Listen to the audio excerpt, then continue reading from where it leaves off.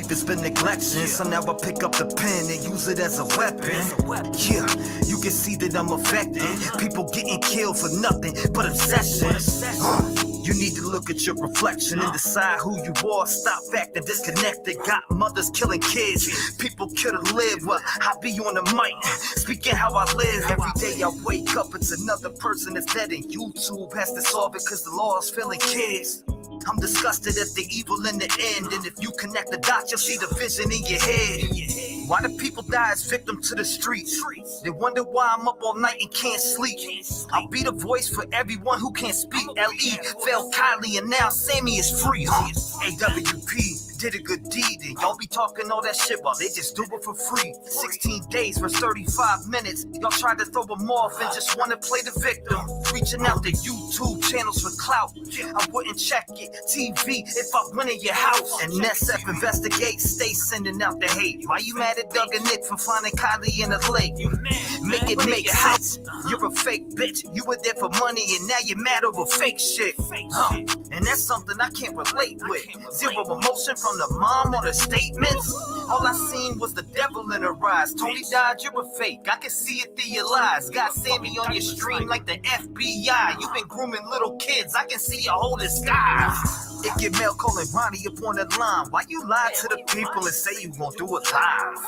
Santa May out here looking extra sus. Got an arrow on the ground pointing towards Kylie's truck. And you want it coming up church. I think your butt hurt. You tried to blame the man for your dog but couldn't find the dirt. I guess that's what they mean by the trucky way. If you step foot in the town, you might die from foul play. And I don't know what to say, but I can feel it through my soul. She didn't drive in LA. So y'all can try to go convince. Yo! What's going on? What's up, Rap Gang? What's going on? What's going on? We're live today. I want to talk about these IDs and what it possibly could mean to the case in the Idaho 4. Now, this news has been coming out. Of course, it came out last time we were live, and a lot of people hit me up and were like, when are you going to cover it? I was like, well, you weren't at the last live, so I guess you didn't hear it. Let me make sure my audio's on. Okay, audio's on. We're good. We're good. We're good. How's everybody doing today, by the way? First, let's get that out the way. How's everybody doing? Shout out to Karma. I see you. Karma, I got to know. I believe when the sources give their receipts, right, which I don't think they will, because if they gave their receipts, say it is somebody in the case, right, which I agree with you 100%, by the way, I got to know. Say if they gave their sources, say it was somebody close to the case that said this, that found it out, or somehow got the information, or it was the lawyer's wife or the lawyer, you know what I mean, of somebody who, you know, knows something in the investigation, and they spoke out and they said, yeah, there was an ID from, you know, or maybe somebody from Pennsylvania. I mean, we don't know. But in general, if it's somebody involved in the case, then they're involved in that gag order, which means they can't be talking. But I wonder what the courts feel like seeing this shit, you know, seeing it headlined, seeing the news stations. And I wonder how bad they want to reach out and actually say something, you know. What's going on, Simply Julia? How you doing? Swans, how you doing? Swan 70. Nice to see you. West End girl. Mouthy Mama. Shout out to you, Mouthy Mama. I know you're going through some stuff right now. I seen your post on Twitter. God bless you, your friend. And just know that she'll be watching down on you. So my prayers are up for you. And we said a prayer for you in Discord yesterday. Lee Story, how you doing? Welcome. Regina Austin, hello, nice to see you. Deidre Baker, how you doing? Jim Puff in the building. Shelly. We were live on my other channel earlier. Now we're live here, so I'll be live here for a couple hours, live on my other channel for a couple hours. We're doing a 30-day challenge where we're live every day, so you know, we'll be live. I'll try to do a live each on both channels, or drop content on one channel and a live on the other one. But yeah, for sure. Miss Tenfold, I don't believe anything internal affairs involved. We know nothing. Right. Jim Puff, hello again, fam. No chains no more. I'm suffering allergies. Allergies are bad. That's probably why my throat's been hurting when I wake up every morning. You know how your throat hurts every morning? You got allergies as soon as you wake up, but then once you get your day started, it kind of kicks away. Yeah, I know exactly what you're talking about. hold up. Let me make sure I get your name right. Jar. Hold up. Jar. I'm a butcher. Jarvalisa. Hold up. Hopefully I said that right. Anyways, welcome. Welcome. Cynthia Prince, what's going on? Deborah Sullivan, Bella. So, hold up. Regina Austin, I seen you. Maryland Cup. Did Kaylee's dad say something in the very beginning about her ID was missing or her phone? Or phone? Oh my God! Did he? I'm trying to think back. Now you're about to make me go through my 100 video catalog. You know what I mean? I got 100 video catalog of just videos that I saved throughout the Idaho 4. You know what I mean? Alabama in the house. Shout out to Alabama. R Baller, what's going on? Woohoo. Caught T-REV live. I hope everyone is doing well. Thank you. We hope you're doing well too, brother. Nice. Thanks for joining us. I appreciate you. I'm about to open up the lines. I want to hear what people say. Actually, the lines are open. So if you do want to call in, start it off. 219-885-9693. You guys already know the deal. The number will come across your screen at the bottom. I'm going to try to get like maybe a logo that has the number up top so you can call it. You know what I mean? So it's constantly on your screen. But let's see. I hope you feel better soon. No cheat. Okay, I read that. Alicia R, how you doing? Welcome. Simply Julia, I'm good. God bless you. Thank you. God bless you too. Make sure you guys smash the like button, subscribe. You already know the deal. It's free 99, but I definitely want to hear the thoughts and the opinions of you guys. I definitely do. I know you guys got a lot. Brandy, Wine, and True Crime. Hey T-REV, hey mods, hey chat. Welcome. Everybody welcome Brandy.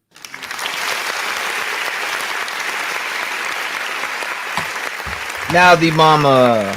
Don't cry. You know, you already know what time it is. I see everything you post on Twitter, so you know I'm always watching. What's going on, Digital Rebel? Welcome. Time to chill with the gang. Cheers. Puff the Magic Dragon. I got like all these incense burning in here right now. I got like the 7 chakras. I got these burning. I got these burning. I got, what else do I got burning? I got some cleansing incense burning. Feels hippie-ish in here right now. I like it. I like the vibe. I like the 870. What's going on? You're live. Hey, T-REV. This is Gigi Jen. What's going on, Gigi? How are you? Hanging in there. Listen, I'm the one who had called a while back talking to you about potential connections between Kohberger and Ted Bundy with the Kyle Mega murders, right? I think remember that? Yeah, I think I do remember that 100%. Actually, I do remember that. And I never sent you. Right? I never sent you the emails like I was supposed to. We talked for a good 30 minutes, and then I uploaded it over on my channel so other people could hear it. But listen, I don't even know what the topic of discussion is today, but I got to tell y'all, you need to go and listen to this woman.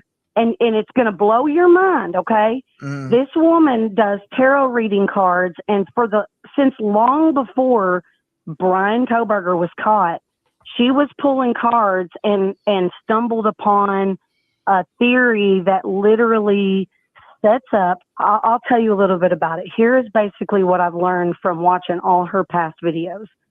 Now, I can't say this is true. I can't say that it's false. I'm just telling you, she wouldn't have access to any of that information before he was caught, right? Right. So here is how she sees it going down.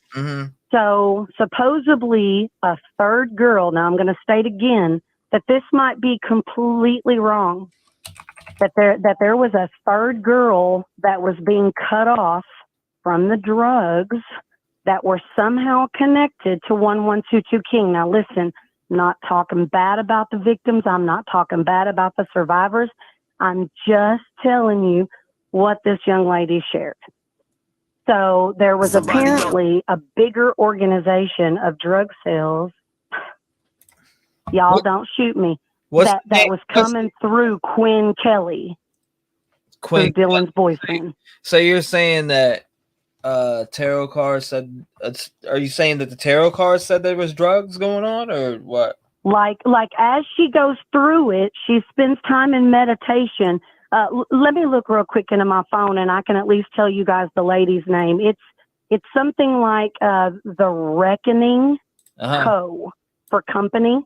The Reckoning, that word reckon, like reckon, and then ing Co. So let me tell you this in a nutshell. I'm going to make myself sit down with my crazy 46-year-old ADHD. Here we go, y'all. I'm from Arkansas. I know I'm a lot. Mm-hmm. So basically, there's also a video out there that is, have you found the video from somebody who states that they are friends, that their girlfriend is best friends with Dylan? Was it a guy? Yes. Yeah, I heard it. Okay, you've heard that one. Mm-hmm. So that one kind of leads you to believe that maybe there wasn't this big shock phase or nothing like that, that it was more of just a kind of knowing that people were in the house. This lady goes on to share that Ethan, through her intuition access, that basically Ethan, the fight was started at Sigma Chi to get Ethan and Xana to stay there. Right. And that started to get them to stay there, and they weren't supposed to leave. Then this, before Kaylee, now again, this is all rumors. I'm going to keep repeating that because people who don't believe in intuition and things like that, they'll struggle to find the fact that it could be true. That Maddie had a problem with the drugs that were going on in the house. That night, Kaylee told Adam everything, and that some third female, again, I'm repeating, this is from the Reckoning Company's tarot card readings. I'm not stating it's true. I'm passing it along. Right. That night, this third girl that she's never shared who it is, or I don't even know that she knows who it is. Right. Basically did a spot check on Kaylee to see when she moves away from here, is she going to tell all this stuff about this deeper drug organization that's going on? And they basically, through her reading, she found that there was a asking of Adam, right, to kind of check on that. And she told him everything. So what was supposed to be a roughing up turned into murder. And that there was a definite, again, I'm repeating, this is from the Reckoning Company through tarot card readings. I don't even necessarily believe in tarot card readings, not because I don't have a reason to not or do, but I've just never done them or done readings. I have intuition and things come to me, but not like that. So I'm not discounting or approving it, but that literally that it was Brent Kopaka driving, and that Brian was never driving around in that car. He was always dropped off behind and found his way in. And then you also heard that JLR released that he talked to an employee, and supposedly the DoorDash driver is a dark-headed female. Did you hear that? What, when JLR was live out there, or what? Yeah, where he said he had just talked to an employee, and the DoorDash driver that went to 1122 King was a female. Did you see that? Yes. Yeah, I was watching his lives. Yes. Okay, I don't know if I believe that part or not. So I just wanted to share that part in listening to what Paula, the mom that you've spent time with. Yeah. Okay, in listening to her talk about her sons, which we want to be protective of them, in their account of what happened to Brent Kopaka, it doesn't at all match with someone losing their mind and shooting themselves. Here's what I think happened. I think Brent and Brian worked together. The extra time it took him to get from Pullman to 1122 King that night was because he had to go and pick up Brent Kopaka. They went, he dropped him off, he hid in the woods, waited till he could get in. Once he got in, it was just supposed to be Kaylee and Maddie. And something about him being down around Xana and Ethan's room. At this point, I was one of the greatest protectors of Dylan, but I just stumbled upon upon some conversations with Quinn Kelly on Twitter, and now he won't respond. I mean, I just straight up asked him, like, hey, did you drive the girls home? Because I personally can see a black truck in the background of the Grub truck videos. I'm about to share, I count about 10 different videos you can see in the reflection on the window of the Grub truck video. Port 21 Productions has a good, solid, clear video up where he slows it down and shows a lot going on there. And then I'm throwing this out there. I think that those guys work together, but I personally am holding on right now until I learn otherwise, that number 8 and number 9, the jerseys that are worn in the Grub truck video, I believe that they were a part of the entire thing. And if you go watch that video, that Port 21 production, no one leave T-REV's video to go watch it. Stay and listen to his live and then go watch it. Maybe he'll pull it up. If you watch that video, number 8, jersey number 8 and jersey number 9, they, from the time the girls come around the corner till the time they're gone, they are 100% working together. And there is nothing about that encounter with Maddie and them that wasn't planned. If you take time and watch it, you'll see it. They leave and you see all the vehicles. In fact, you can see a white car in the background on the reflection. I'm going to upload a video, T-REV. I'll make sure and send it to you. Okay.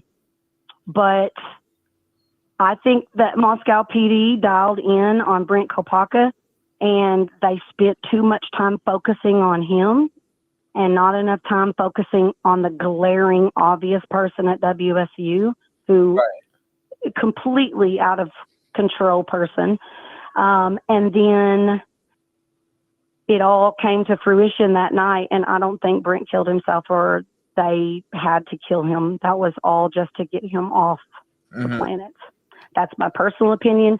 And then write these 2 names down, and in your spare time, will you look into, with your research skills, the name Ashley Flugel, last name Flugel? Is that not the first time I heard that name? Okay, she overdosed in 2018, literally right before she was going to court. She had to go to court, and she overdosed right before she went to court. Here's my weird thinking. Everybody thinks Brian had to have stabbed somebody, not assaulted them, blah, blah, blah. I don't believe that at all. I think he's trying to outdo serial killers. He's not trying to be Bundy. He's not trying to do like BTK. He's trying to achieve infamy because he could never make it. As soon as his career fell apart, that's all he had left. And by the time school even started, he had already been detained by the cops the day before. He wasn't going to be able to go into law enforcement, and it was obvious.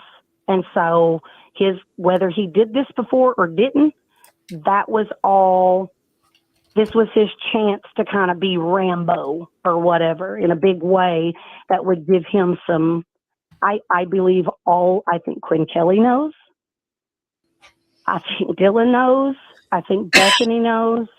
And I'm not trying to be mean to them, but I think that there are other victims that have been silenced and possibly bullied and hurt because of this drug organization.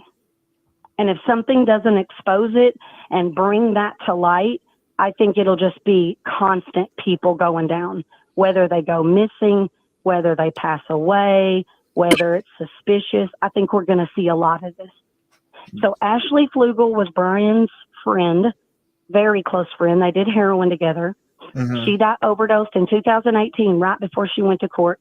Now, my thoughts are maybe she was going to have to say it was her and him doing some stuff. Maybe they offered her a deal that if she would turn him over for some heroin, whatever, she could get away from her charges. And then, boom, she overdoses. So there's interviews with Casey Arntz. She's the lady who is the redhead, not the Tinder date, but the friend from hometown. And she has a brother named Thomas. He's the one that said that he would be wrestling with Brian and he wouldn't stop. Okay. Well, she mentions Jeremy Saba. Now, Jeremy Saba overdosed in 2021. This is the person that introduced Brian Koberger to heroin. So he's also, you know, the picture where Brian's sitting in the back seat and he looks super creepy, like he's not supposed to be there in a car. Right. And there's a guy and a girl in the front seat. That's Jeremy Saba. Okay. Now he was in and out of court for drugs. Brian was still there. This is his guy he's heroining up with. And boom, he overdoses. My question is, was Brian anywhere near them at that time? Did he have a hand? I mean, how would you ever say he killed them if they have a needle in their arm? So my thoughts are that he's been doing little stuff like this to get bigger and bigger and bigger so that he could beat the other serial killers. Right. That's my thoughts. I got pretty creeped out when I realized that, you know, Dylan might not have been shocked. I was one of her number one supporters, and I'm not anti-Dylan, but I think I'm pretty concerned about the safety of all of the students there who are still alive. Right. And I'm nervous for these other people. Like, they can't come forward. Like, you're looking at 4 bodies that have been chopped to pieces, and you have to weigh, do I want that, or do I want to tell the truth? I don't think anyone else can come forward in this case. Now, how do we as a support system for these students, these communities, how do we even help them do that? I don't think we can. The only thing we can do is expose what's going on. So I think we should absolutely there's got to be 100% definite receipts to prove that's going on. You know, it can't be something that we're speculating about and shit that we need to actually have proof.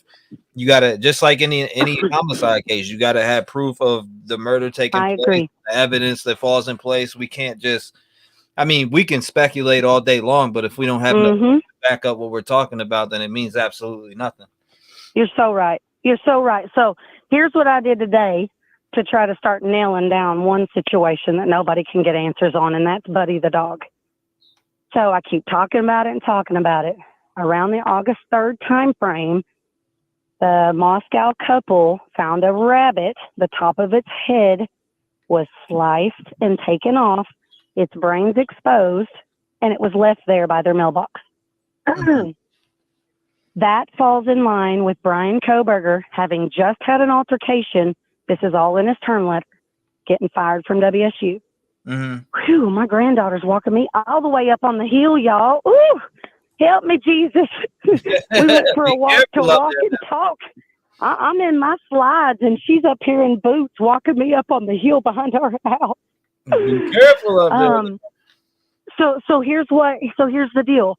9/23, he had an altercation with Professor Snyder. October 3rd, he had to meet with faculty to discuss professionalism.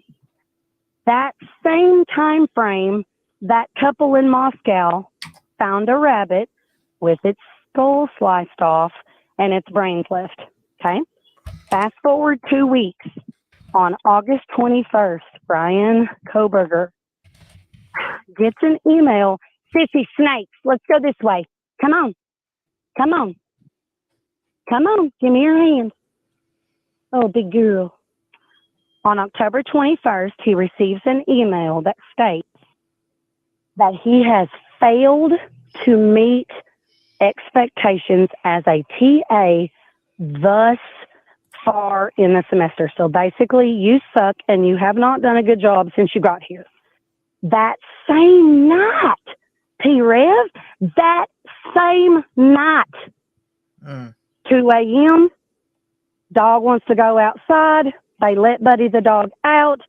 They call for Buddy to come back in. He doesn't. At the very same time, Sissy, whoo, child, slow down. Come here. At the same time, their neighbor's dog Well, where you get all this information from as far as were you able to corroborate it as facts? Okay, so I heard about the video of the dog, Buddy. I heard about it first from JLR, and I didn't have to corroborate it with JLR. I looked at the woman's face, Pam and Jim Colbert, on his page. It says Moscow Dog, blah, blah, blah. Y'all can watch it on your channel. I've seen the video. Okay, well, in that same video, she talks about the rabbit. She talks about the dog. She talks about the sheriff's department said it was a human and that they never followed back up. The only thing they got was the announcement along with the rest of the public that it was unrelated. They never got back with them until after the murders. They just released that it was unrelated. Okay. So if you go to Facebook, it'd be hard to find. I'd probably just search up on Google, Moscow Dog, skinned. And in there, you'll find that her neighbor, who also has a large dog, he's the one who exposed it before Pam and Jim did. He posted on Facebook, y'all, this is not a joke. This is not clickbait. And he tells that, here, baby, here, take this. We're not going to walk down that side. There's sticker bushes. He says at 2, again, this is important, T-REV, at 2 a.m., his dog began tearing up its bed. Like, he didn't even know what was going on with Pam and Jim. He's just their neighbor. The dog was going ballistic, tearing up its bed. At the same time, Pam and Jim at their house are trying to get their dog to come back in. Dog don't want to come back in. Can't because it's dead. So they call MPD. I think they called MPD and sheriffs. Watch that video again. There's also a lot of news releases. Oh, sister friend, you're wearing me out. You got to slow down for Gigi. Okay, but here's the important part. It's not like, okay, you asked me, how can I corroborate it? It is proven in writing what the couple said about their dog and their rabbit. It's proven in writing that their neighbor didn't even know about Pam and Jim yet. Their dog was acting crazy in their house. When they finally find the dog, it's skinned. It's not just ripped apart. Its neck has a cut. Its arms and legs, and it's ripped down the side, and its pelt is pulled off. I'm so sorry for the graphics. Its pelt is pulled off like a deer. And then she says in there, I didn't know if they were planning on eating it because they had filleted its side. Like after they pulled the pelt off. Now we're just down to a body. I'm so sorry, this is so graphic. They were like slicing the meat like, okay, so that's pretty out there. So here's what I did. I started digging, and then I found T-REV on the video. I think it's December 8th. Oh, and it's proven that all those things happened to Brian Koberger. Now, people might say, but Gigi, Jen, whatever you go by, out of breath because you got a grandbaby you're trying to keep up with. That's what you should call me. So you might say, well, how do you know he actually got fired from WSU? Because we've heard that this person said it, and why would this little random grandma from Arkansas get the termination letter? Well, I'm that random grandma. I'm her. And so the way I can tell you that letter is absolutely 100% legit is because I'm the one who was with the person who was able to bring it to light. It's not like it went through somebody else and then through somebody else and then through somebody else. And I vetted my ASS off before I ever came public with it. And so that letter is absolutely 100% legit. There was nothing to gain on anybody's part by bringing that forward. Can you imagine if y'all did not know that he had been fired Think about that. Think about if we didn't have that information, we'd still be thinking he's just great and weird, that he's just being a creep to girls. Okay? No, he was acting a fool the whole time. The night of the murders, it says at 2 a.m., and I'm so sorry if this person, y'all do not go try to track her down. This community has been through enough. Those who spoke up risked a lot. They didn't even know then that it was going to get this big. There was a young lady, Anna C., and this is in a December 8th news release, and I've got it copied about 12 different times, and I've made a couple of videos about it on different platforms, but I want you to find it and you get it out there too. Mm-hmm. At 2, she is the neighbor. She literally talks about she would walk her dog and there would just be people everywhere at 1122 King. And that night it was so freaking quiet. Now this is in writing. It might be New York Times. It might be, I don't know. You just have to go look for it. But she states that at 2 a.m., Rev, 2 freaking a.m., she was awoken by her Malamute dog heaving. Now, here's what I'm trying to say. Did Brian Koberger actually plan to kill Pam and Jim Colbert, the couple who found the rabbit? That was his little test, like how far could he get them out away from the house? Could he get one of their attention and not both? Mm-hmm. Did he come back at 2 a.m.? And here's my thoughts. This is in my intuition. Maybe a coyote carcass, maybe a rabbit, maybe something. He was letting that scent be, oh, this is so creepy, y'all. He was letting that scent be around where the dogs were so that they would want to come outside. And this hit me the other night. What if he was trying to lure all them dogs out so people would be outside? I'm out in the neighborhood. Y'all listen. Come home, Murphy! And then everybody would be outside hollering for their dang dogs. And these dogs would be trying to track down the meat. He wouldn't have to hurt the dogs to get to their humans if he could just get them out of the house. I think he was planning on killing Pam and Jim that night. That's what I think. And I think maybe he lured Murphy outside at around the time that Anna C's dog was heaving. 2 a.m., 2 a.m., 2 a.m. It keeps happening. 2 a.m. These are my thoughts, y'all. I'm telling you. I think that this man was practicing on a lot and nobody. Okay, so here's what I did. Let me finish this and get off here because you got all kinds of other calls. So today I called Latah County and I said, now on the MPD website, it says that there was a dog skinned and that MPD has deemed it unrelated. What do you want to do? This? Okay. They deemed it unrelated. So Latah County, what do I do? Because this note says I need to contact y'all for further details. I need to know if Brian Koberger didn't do that and y'all deemed it unrelated, then who did you arrest? Who did you charge with that? And she said, well, I can't give you that information. You can file for a FOIA request. I said, well, I've already looked at a FOIA request from this event, and it ends with that y'all are going to follow back up with the couple, and y'all didn't do that. You just released it, that it was unrelated. And she said, well, all I can do is send you the records.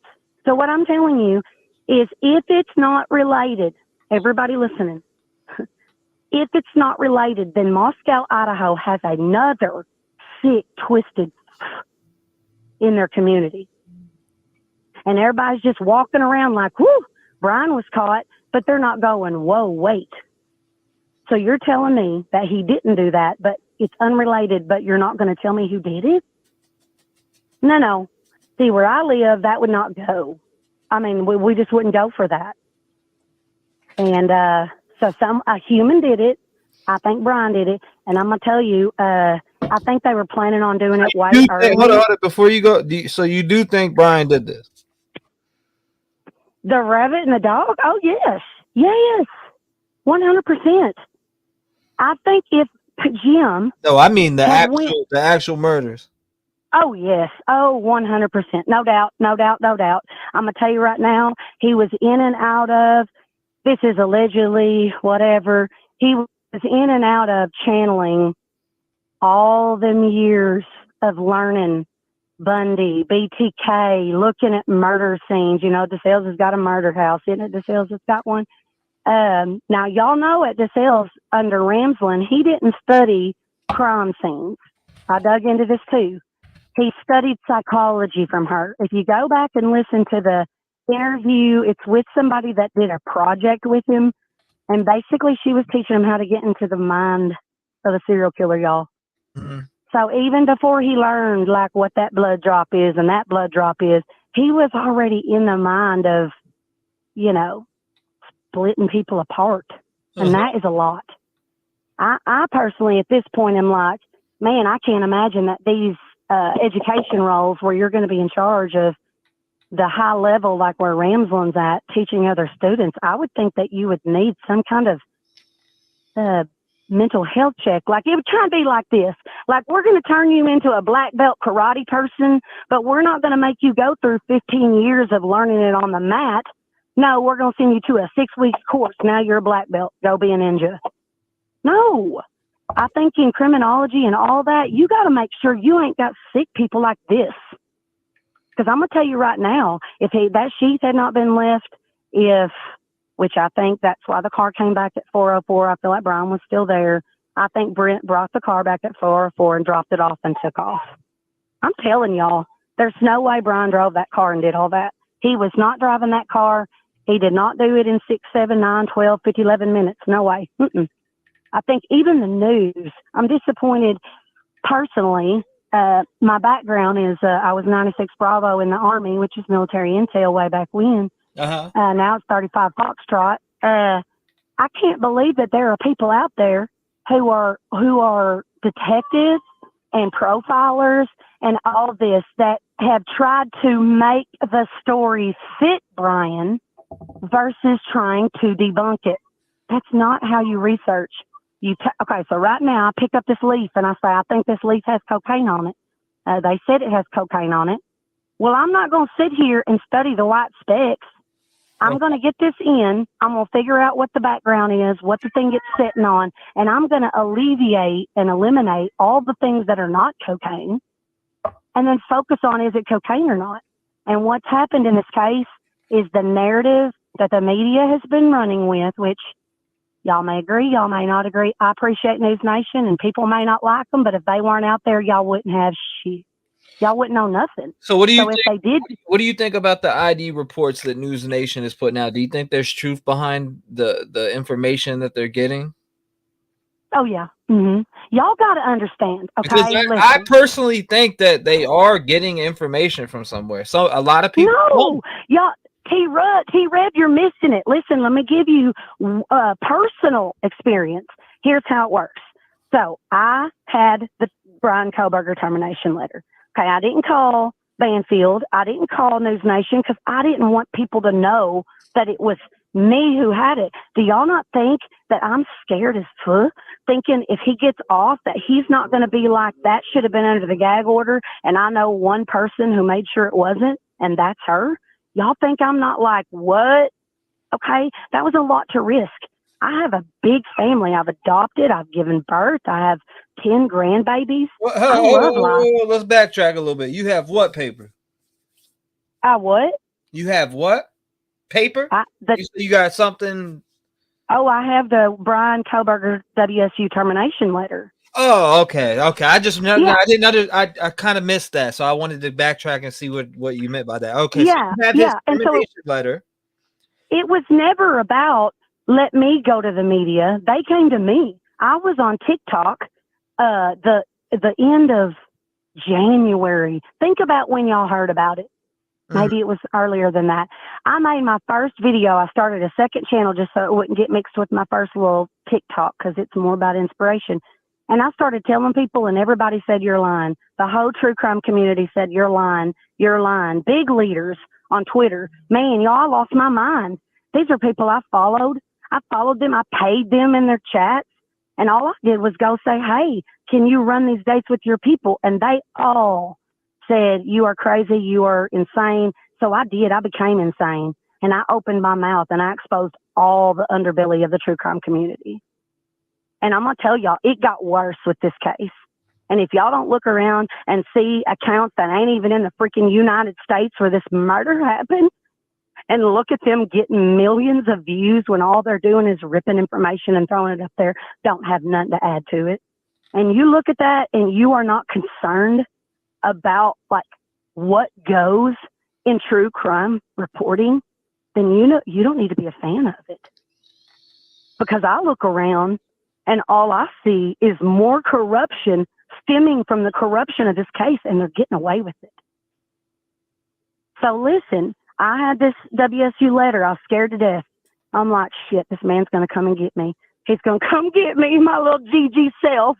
I used to be able to run real fast, but not so much anymore. Okay. And I said, well, I'll just do it lightly on TikTok. So I started on TikTok. Nobody believed me. I did it on Twitter. Nobody believed me. So I made the video on YouTube.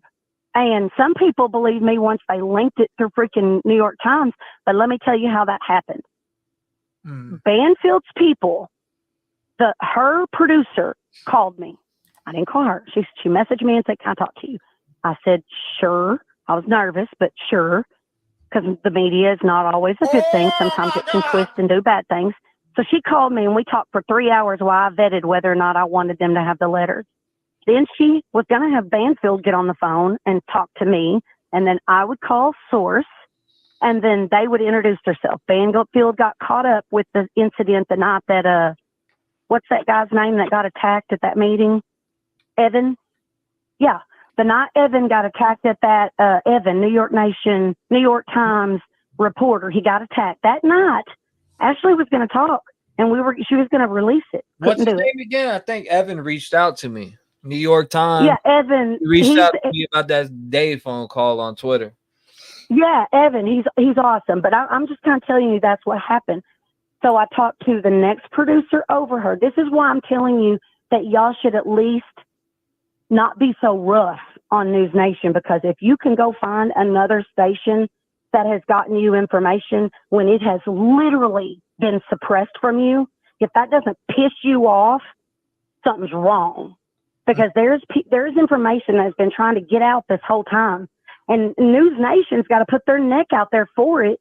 Getting back Banfield, people making fun of her. She can hardly talk. She's all over the place. No shit, Sherlock.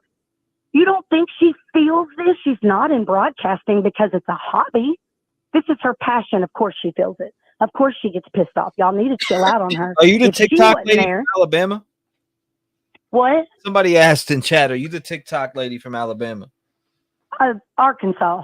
But let me get to the end of it. Y'all got to understand, I never said, I'm telling you it's true. No. They said, okay, connect me with source. I said, okay. I said, well, they said, what's their number? I said, I'm not going to do that. I promised from the beginning that I would never reveal my source. And that is something that we have promised each other from the beginning. So what I'm going to do is I'm going to call them and block their number. And then I'm going to call you.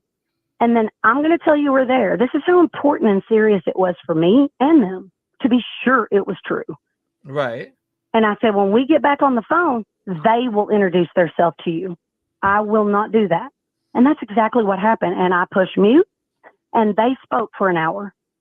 Same thing happened with Mike Baker at New York Times. I never said who it was. Even to this day, I still haven't and won't, no matter what. So what was what was the date of Brian's termination letter? December 19th. I'm sorry. Okay, let me just tell you the dates. I'll go through them and I won't go long-winded. Okay. So school starts on October 20th. October. Let me go back in here. Hey, Jake, will you step out there with her so I can focus and say these dates? Okay, here we go. School starts October 22nd. He gets pulled over the day before. Now, he has an altercation with Professor Snyder on 9/23. Right? On 10/3, he has to meet with someone, a staff member. We think it's a lady named Jenny. And we think that, we've never said this actually out loud. On the termination letter, how it says United States of America at the bottom of it on the date? Everybody was like, who writes a letter like that? Well, my best friend, when it first came out and we were exhausting ourselves in the vetting process, he said, okay, and look, I have children that are all different colors, and I love and respect all people. So when I say different ethnicities, or if I say they're black, please, y'all understand that my family looks like the rainbow got all mixed up and it's perfect and beautiful. I don't mean anything by it. Okay. So he said, what if you didn't grow up in the United States? What kind of English would you learn? Go back to when you were in school. That's how we learned it. Right. Say we were going to write a letter to the president. That is exactly how we would have wrote it. And so he started digging through the staff and found a lady. This is not, y'all should leave her alone. They've taken her picture down since this. We've never bothered her, but I think she is the one who does like the meetings when you get in trouble. And her name is something like Jenny. Jenny Farnsworth? It's Jenny Momgungo. Oh, okay. So we think it's like Filipino.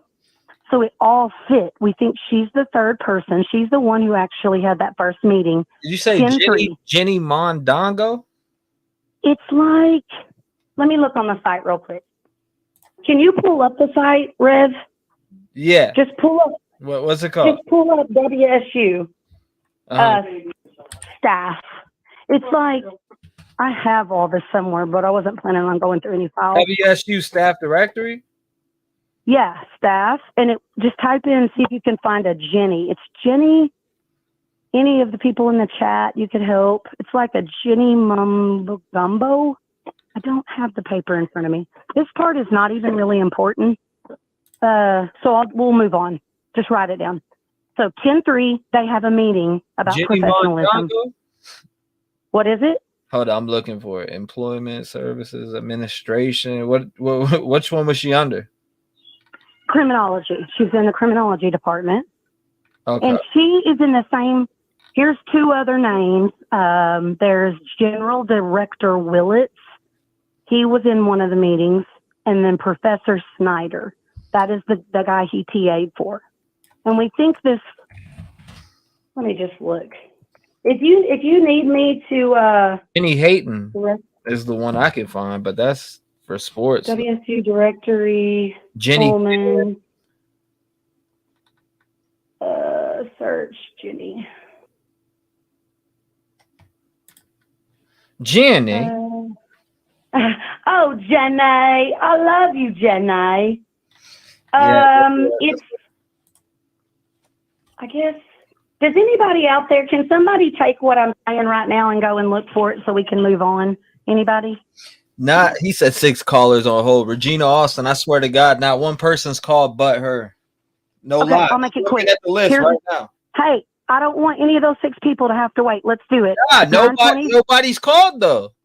That's the thing. Nobody else is called. You said they're on hold? I got do not disturb off. No, but not one person is called. But hey, callers, y'all need to get out here and get some more information. Come on. Okay, here we go. 923 altercation. 10-3 meeting about professionalism. Okay, that's the one that goes right in line with the rabbit. Okay, that's when I think he went and did the rabbit because it's 2 weeks before Buddy was skinned. Okay, October 21st, he got an email from Professor Snyder that stated he had failed thus far in the semester. They wanted to meet with him. Okay, that's the same night Buddy the dog was skinned. Then they had their meeting. This is important. November 2nd, I've got all this like infused in my brain. November 2nd, they met. This is so serious for somebody who thinks they're perfect. November 2nd, General Director Willits, Professor Snyder, and this Jenny is who I think it is. She's got long black hair, beautiful brown skin, and her name has a hyphen in it. I think she's the actual one who wrote it. Maybe the woman that what was her name that called me? The caller from her kids went to WSU. It may be her. She says she had a professor criminology friend. Okay, so listen. You didn't tell me her name, but she said that she had one. Right. Maybe that's her.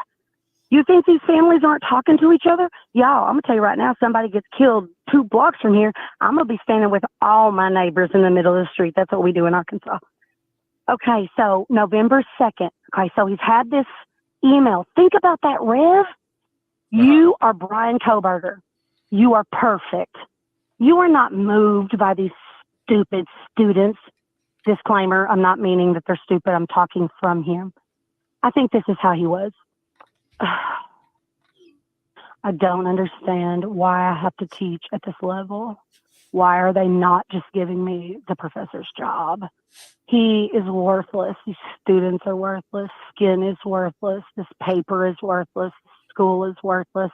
And then he gets an email that says, you failed thus far. You've not done anything right. November 2nd, he's called into a meeting, General Director Willits, Professor Snyder, and who I think is the Jenny. And he is put on a performance plan, y'all. If you've ever been put on a performance plan in the corporate world, it sucks. Like, you feel so paranoid because everybody knows why you're acting different, because you got put on a performance plan. It's why Jen isn't yelling from the front lobby, have a great day anymore. Now, Annie Potts said, ask her what kind of altercation. I doubt highly BK was physically fighting his professors. A verbal disagreement is not an altercation. Ooh, Annie Potts. Is she the one that goes on TNT a lot? I have no idea. If she is, that girl is jam-packed full of information. Altercation, the only thing we cannot figure out is what the 2 altercations were. Let me finish the list. November 2nd is the meeting for the performance plan. November 3rd is when Professor Snyder, or that lady, emailed him. I'm also trying to get a wagon out to take this chick on a walk. November 3rd, he got the email. Now, people might say, well, that's not a big deal. I think having to go to that meeting and wake up the next day and there's this damn, affirmation of what you just had to face. And if it is the Jenny last name, plus he has a female lawyer, y'all, can you imagine a little female sitting there telling him he needs to be more professional? And then he's pulled in front of these 2 men, and this woman is still in charge of this meeting. Y'all, he popped off is what happened. I think at that point, the plan was set in motion, and he was going to take care of roughing the girls up. I think he did not go to that house to stalk them. I think he went over there to buy drugs. And this is so hard because I have felt so spiritually connected, especially to Madison Mogan, but to all of them since. That's how I felt with Ethan or all of them in general, and that's why I do different stuff on my other channel, my paranormal channel. I just subscribed to that yesterday. Now, I had on November 25th, and I don't give a shit who thinks I'm crazy. On November 25th, I asked who was responsible. It said Brian.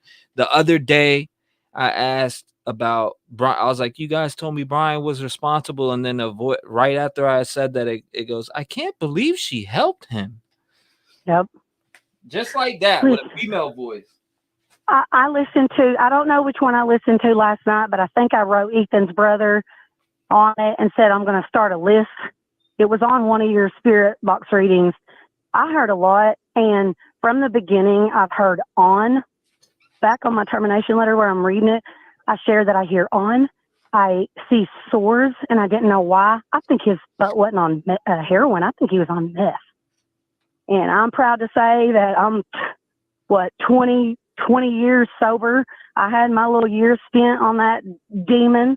And I'm going to tell you, I was I don't mean perfect, but I mean, like, I love Jesus. He's my homie. It makes me feel weird to be a Christian. I'm not a Christian, but like a believer in Jesus, but then also be doing all the things that are opposite of what the Christian church teaches, like listening to spirit box readings. I mean, 2 nights ago, I sat alone with Brian. Y'all are thinking this is crazy, but I'm telling you, it absolutely happened. You sat alone with Brian? Oh, yes. I planned out a time. I had all my rocks, all my stuff, and I've not even done a lot of this stuff before. I spent probably, before I got sober 2 years ago from alcohol. Hallelujah. Praise the Lord. But I love me some plant medicine. Oh my gosh, I always got my plant medicine going all day, every day. The Chicantique said, "Who told you this?" Huh? The Chicantique. She said, "Who told you this?" What? Tell me what? I'm not sure. She said Okay, that so like the rest of that, ago. if she'll ask me again, I'm not going to ever tell who the source is. If I'm not going to tell the news stations, and I'm not going to tell my own family, I'm probably not going to tell strangers, you don't think? But listen, November 2nd, he had the performance plan. November 3rd, he got an email.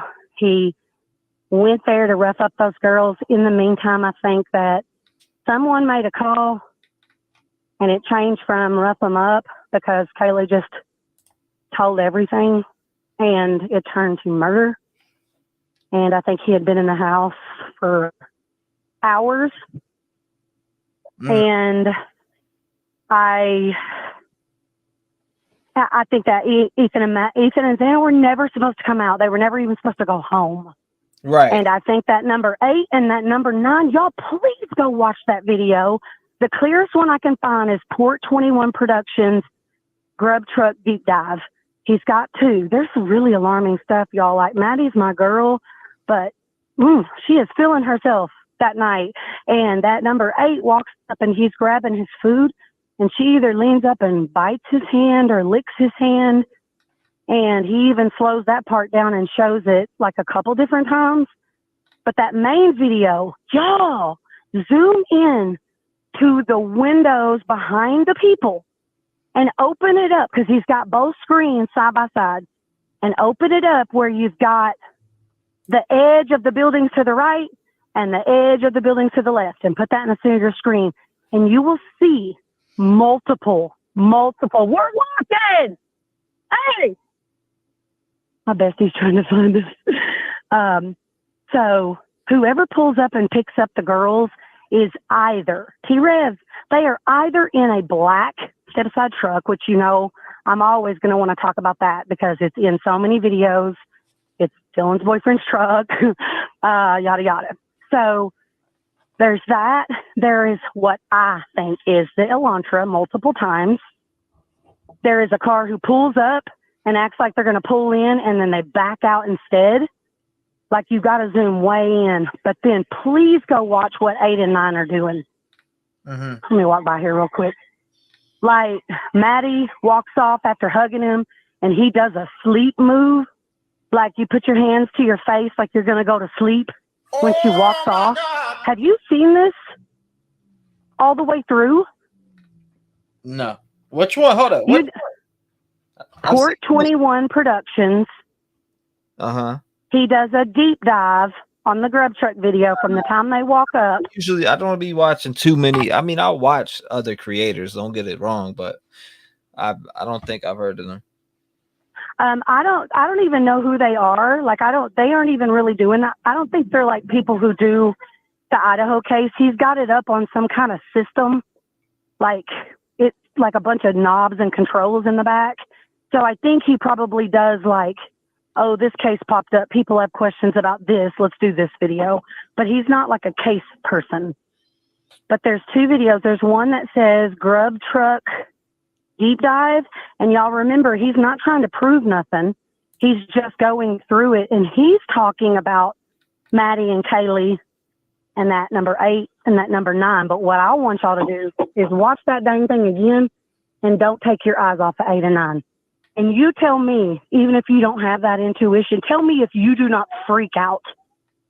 The whole time in my mind, I'm going, Maddie, get Kaylee's attention so she can see what these guys are doing. I'm telling you, they are all working together, and I think they were the lookout. I think those boys were the lookout. Absolutely. 100%. I just think, and there are multiple dudes. If Brian had accomplices, he would have sung on them. I still can't hear the end. I said if Brian had accomplices, he would have sung on him, like told on him. I don't think so. You know why? What would he take a rap for anybody for? He's not going to take a rap. They're going to leave all that crap in there that does not make sense because that is a not guilty conviction. He's not going to start rapping on everybody. You got to understand, T-REV, if this is correct, you are not talking about people who, like, I mean, come on. Look at Caden. Freaking Emma and Demetrius or whatever, man, as soon as that hit, I was all up in the middle of that screenshot and saving. I found that she was a babysitter. The Emma girl who was a part of this other guy overdose and was a babysitter. There's so much about that couple who got arrested down there. Please explain to me why you have somebody who works for the Argonaut, who is on the campus where a brutal quadruple murder happened, is most likely the person who anybody with info is going to kind of slide to, because that's how you do for your local paper. You find a way to get it out there without having to say it was you. And I think that was a hit. Please tell me, please explain to me how he went to the hospital. I understand fentanyl can be delayed, There is no way that they released him in a safe manner and that he then died from anything previous. He didn't get out of jail after having overdosed and he didn't take more drugs. There's no way. Not after he just overdosed. I just don't see him doing that, especially with the holidays like they were. He didn't have a lot of time to like get all that out of his body. I've never overdosed, but you don't feel too good after they do all the stuff to bring you back. I think that there are a lot of people like that in that community, and I think that the students are incredibly unsafe.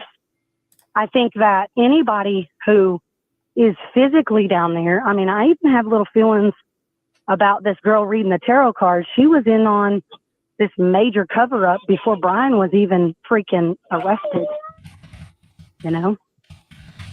I mean, I've never seen the connection with Hannah Clear, but she feels like, again, allegedly, that Hannah walked in and saw something between a dark-headed... I gotta fix this shit.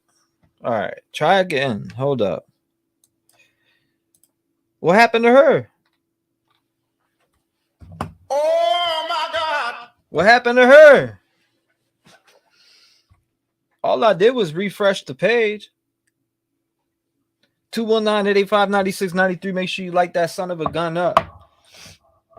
Do not disturb, Sal. I'm glazing over. Hey, T-REV fam. I can't wait. Being not guilty plea, at least at most a plea bargain. She's not wrong. They try to put it all on Kopaka. Homie's dead. Can't even speak for himself. They trying to throw the murder on him, right? Call up. I refreshed the page. People said it wasn't working. 219-885-9693. Make sure you light the lines up. Let's see if you get through. For some reason, I don't know. I had to refresh it. I had two other screens open. That's why.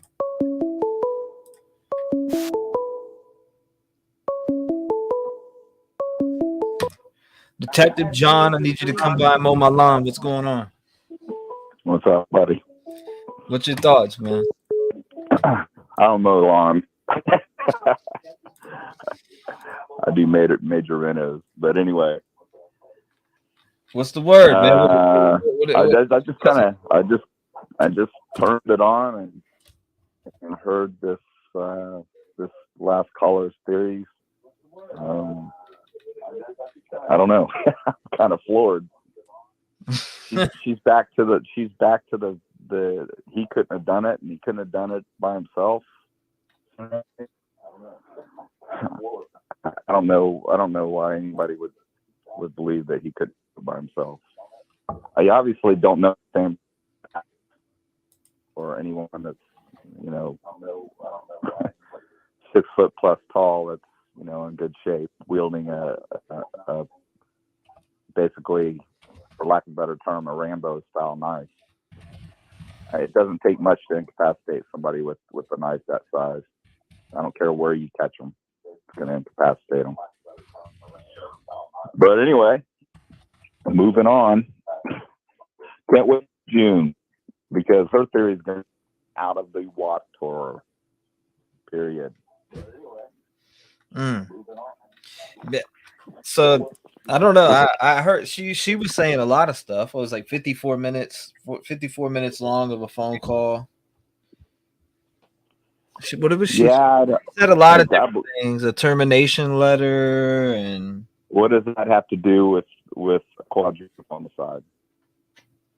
I mean, other than coming from a guy that from law enforcement into working in HR, having for 2,000 employees, and then the also working environment, sexual harassment. She's talking about him put on all it does is show his psyche, that he's got problems with people.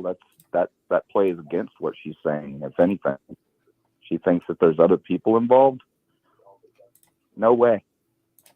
I'd roll the dice and bet my house and everything on it. Yeah. Hey, look. I mean, I put it. This is my. I mean, everybody's got their own theories, right? There's tons of different theories. You'll hear theories what people are that they think Brian's gonna walk free, or they think Brian didn't have anything to do with it. Everything was planted. But I've been saying this on my last couple lives on this case in general, and even made a video about it. I'm like, what are people going to say if there's blood in his vehicle?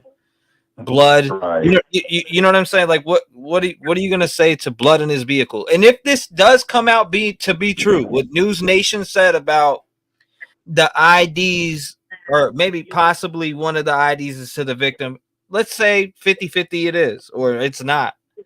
Fuck it. Even if it's not the ID, if they got blood from the victims in their vehicles or in his vehicle, and on some of the clothing that they maybe collected or anything like that, I think that's a smoking gun.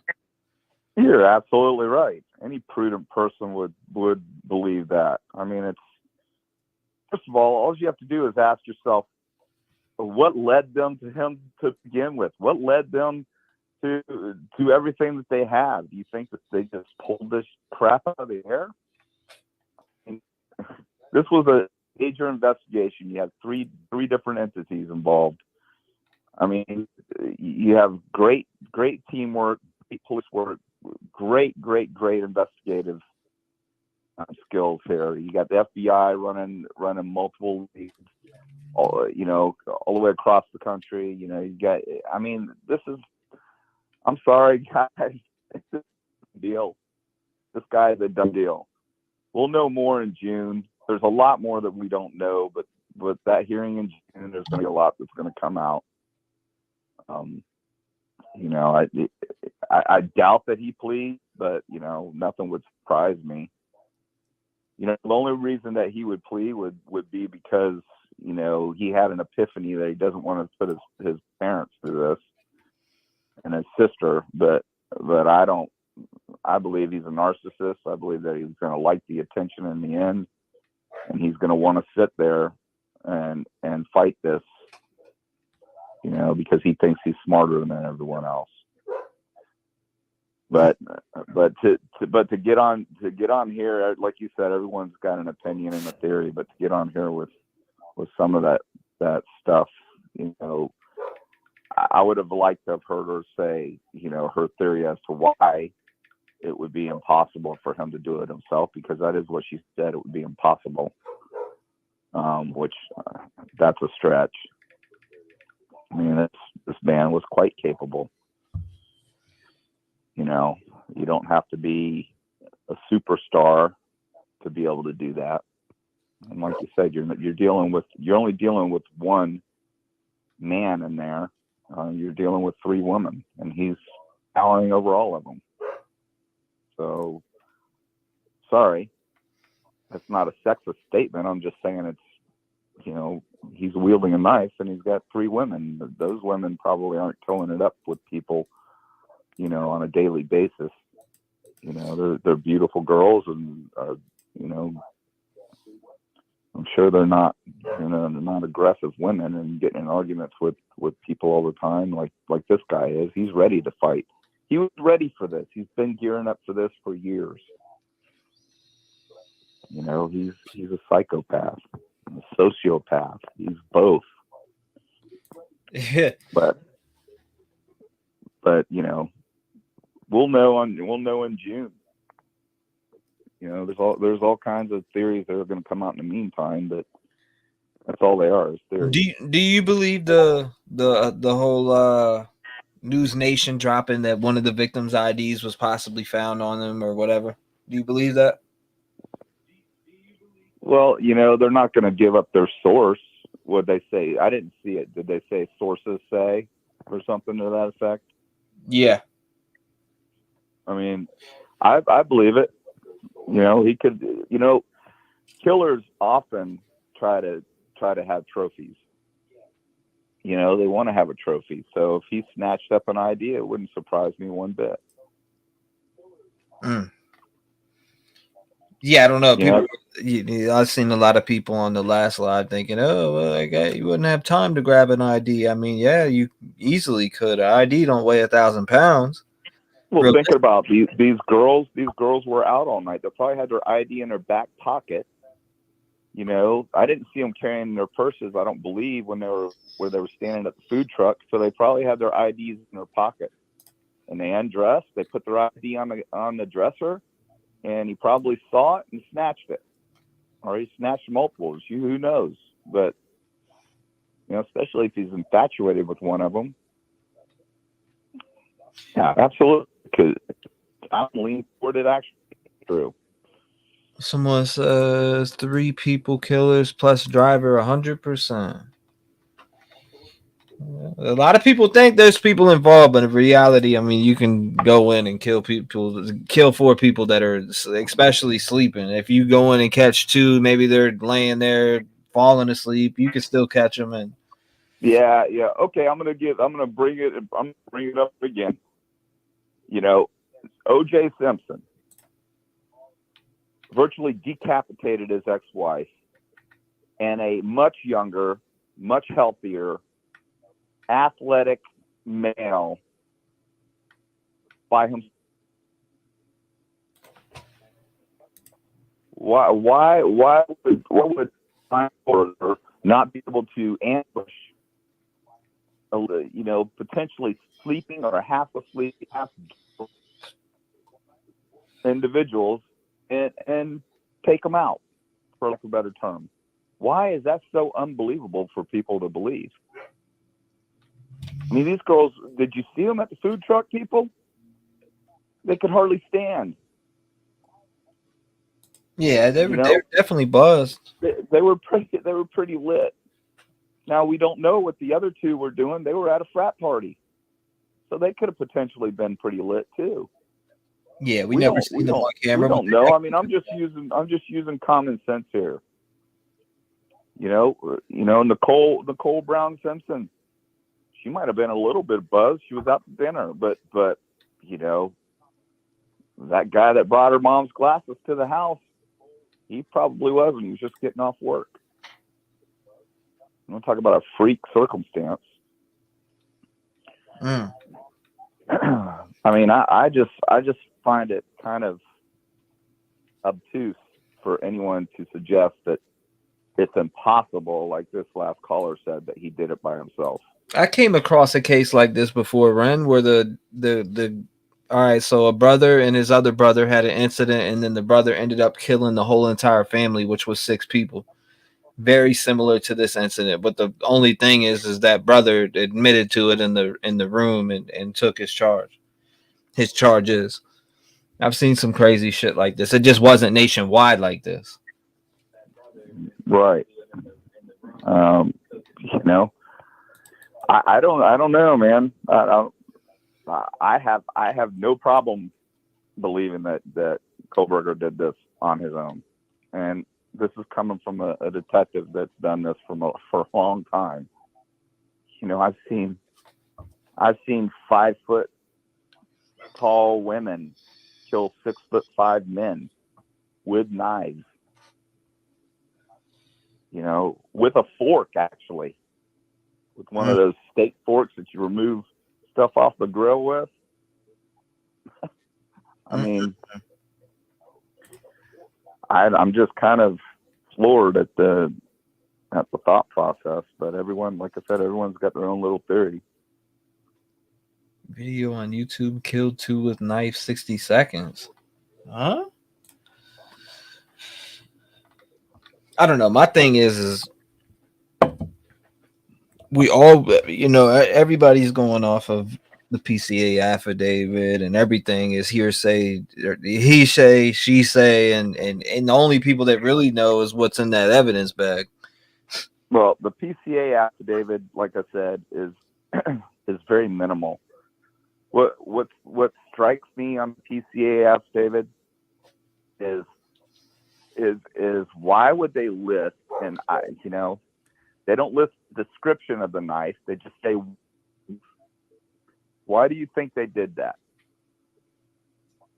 I'll tell you this right now, though, Detective John. I'm gonna break it down like this on the devil advocates. I'm gonna be the devil's advocate right now. If the only thing that they have is the knife sheath with his DNA, no blood from the victims, no anything else, then I'd be on the fence of like, okay, that's kind of weird. Well, here's the thing about the knife sheath with the DNA. Okay, the snap on that DNA.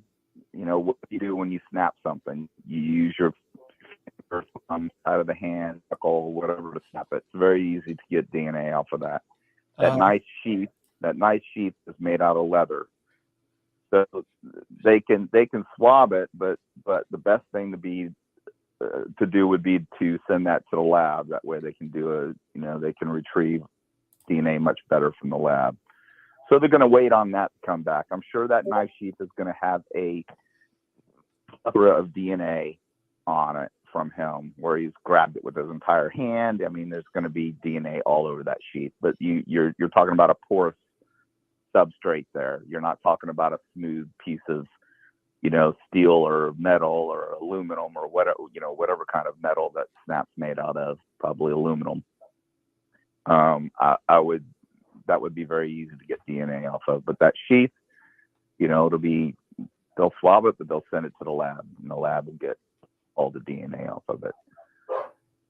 I just, I have no doubt, in that car, he could scrub that car all he wants. He could douse it with bleach. I don't care what he does.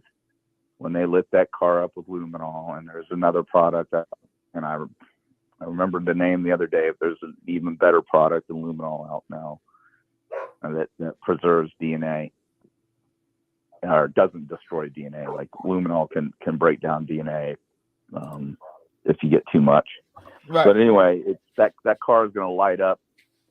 It's just like in rape cases or any kind of case. If you light up for semen will light up with, like, if you go in a hotel room, one of the grossest things you'll ever do if it's not a real high-end hotel or even a high-end hotel, you go in there with a black light and you just turn black light on and you shine it on certain parts of the room. You're going to see, like the carpet, for instance, you're going to see some pretty gross stuff. You won't even want to step there. Luminol is an ingredient that bonds itself to the proteins, and then when you light it up, it really sticks. But you really don't need it for a lot of things. You don't need luminol. Just the mere protein in semen will light up with a black light. Yeah. 20.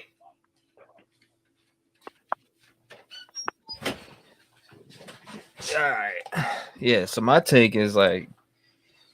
But again, how are you going to explain that? How are you going to explain DNA in the car? You're not going to explain it away. Well, my thing is this. So he rushed. If you think about it, if it's from the time frames that they say, right, that means that he rushed in, did what he did.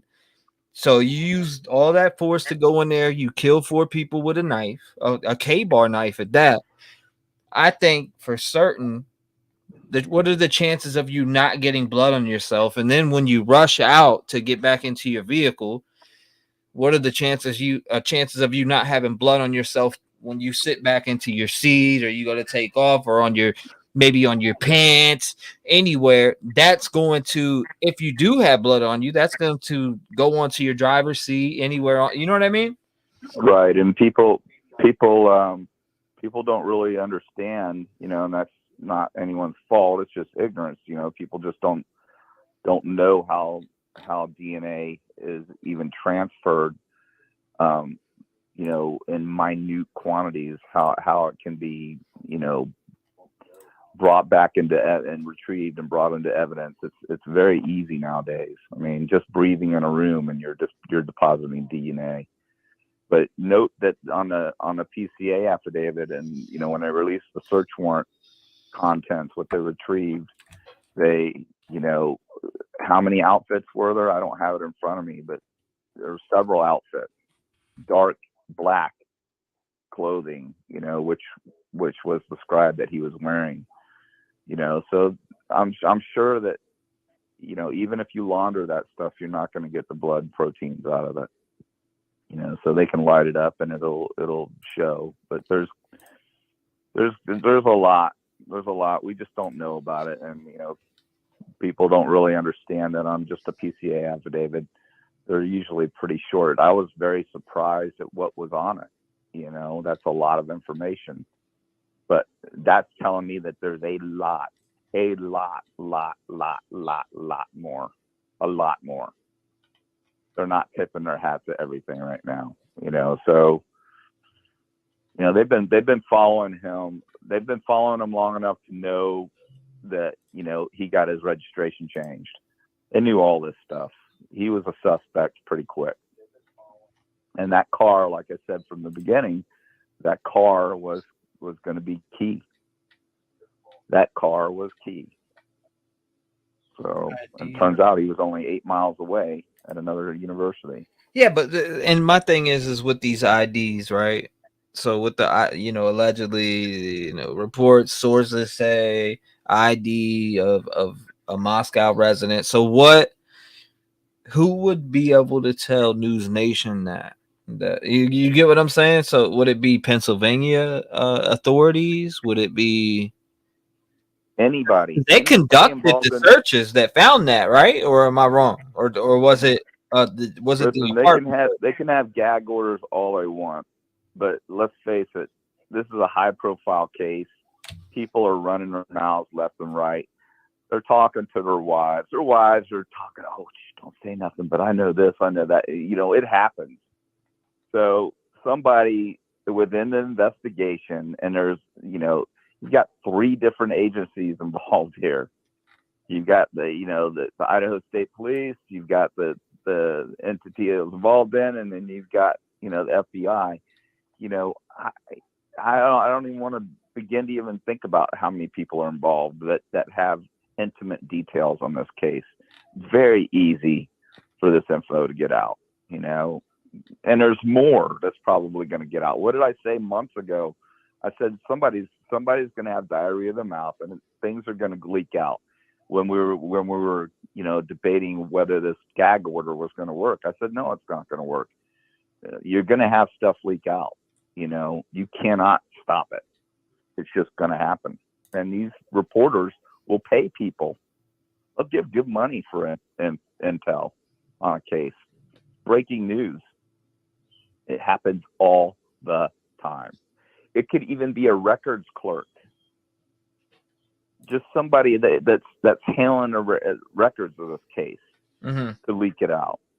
You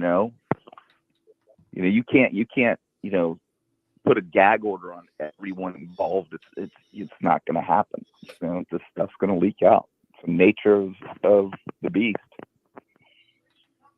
But we're, it's going to be pivotal. We're going to know a lot in June.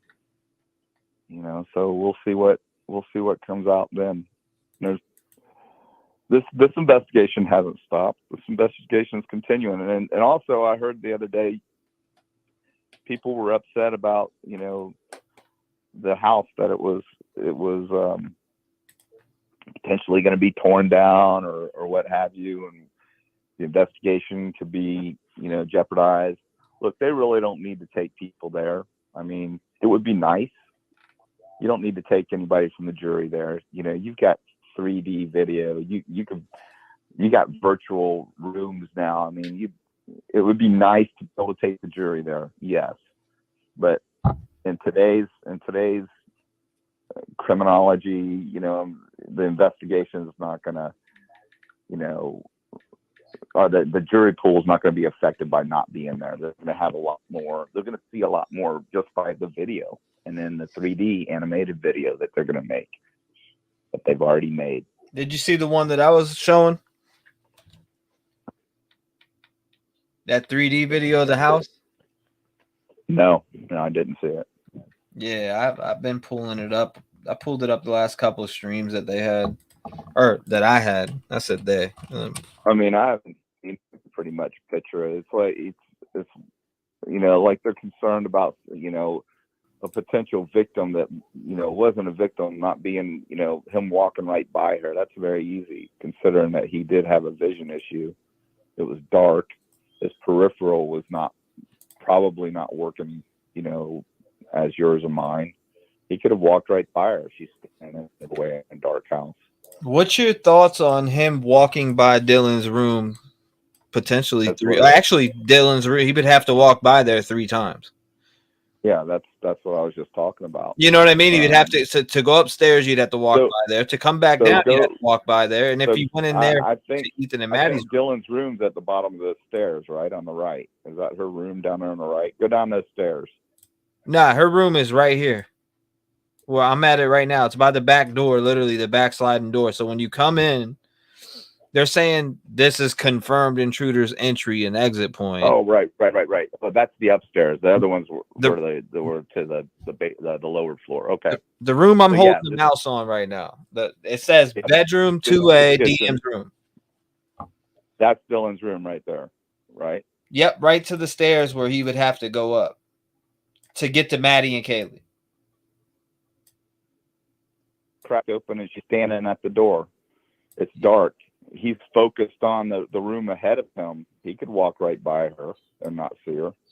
Yeah, but I'm saying that if he came in here, why didn't he just go straight into this room to see who's in here? Or do you know until because he was focused on, he knew where those girls were. He knew where they were. That's why her dad said he didn't have to go upstairs. Yeah, so, I remember that. Remember Steve, when he said that? Yeah. So that tells me that he stalked these. He surveilled these girls.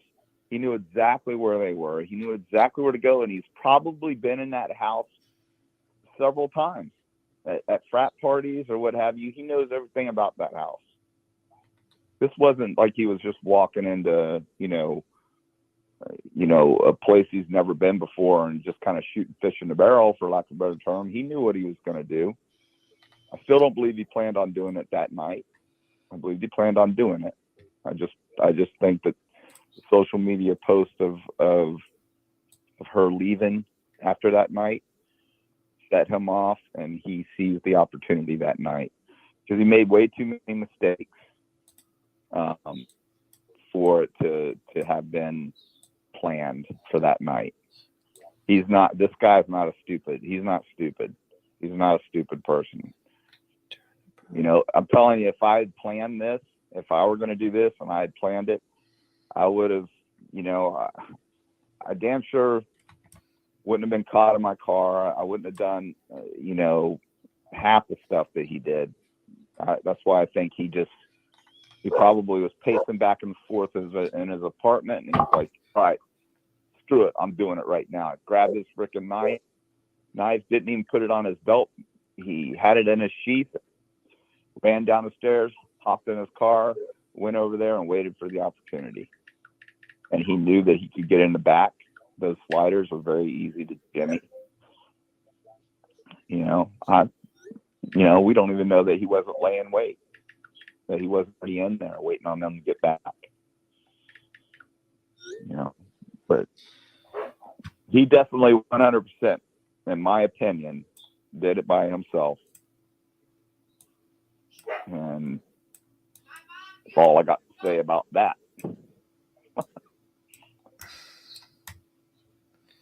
So right here, if you look right here, it kind of puts you in the doorway. So she would be able to see, and I talked about this on my last stream that I did, I think was on Thursday. That's Dylan's room right there. Right? Yeah, so I'm at the angle where she would be looking out at. She would be able to see him coming from Xana's. So The way that I don't know, for some reason, the way that it was set in the PCA, it makes me think that he came in and went up first, and then went down and went into Xana's room. Because Well, I think that's what happened. I think probably what happened was he came downstairs, and this is me speculating, but he came downstairs. She might have been standing in that doorway because she heard something. Maybe the door was cracked, and then they opened the door, or somebody opened the door down there, and he made a beeline right to them and walked right past her, and she saw that. So she might have witnessed that whole thing, and then she went and cowered in her room for the next 8 hours or however long it was, probably balled up in a little ball with her door locked. mm-hmm. I mean, I can just picture it. I mean, it's like I made that analogy months ago. You remember in Jaws when the girl went out with her boyfriend, and he wound up, the tiny sailboat, and he gets knocked out of the boat. When they find her, she's curled up in a little ball underneath some floats, some flotation devices underneath the front of the boat. Scream shark. People are probably in shock, and people are crucifying her for not, not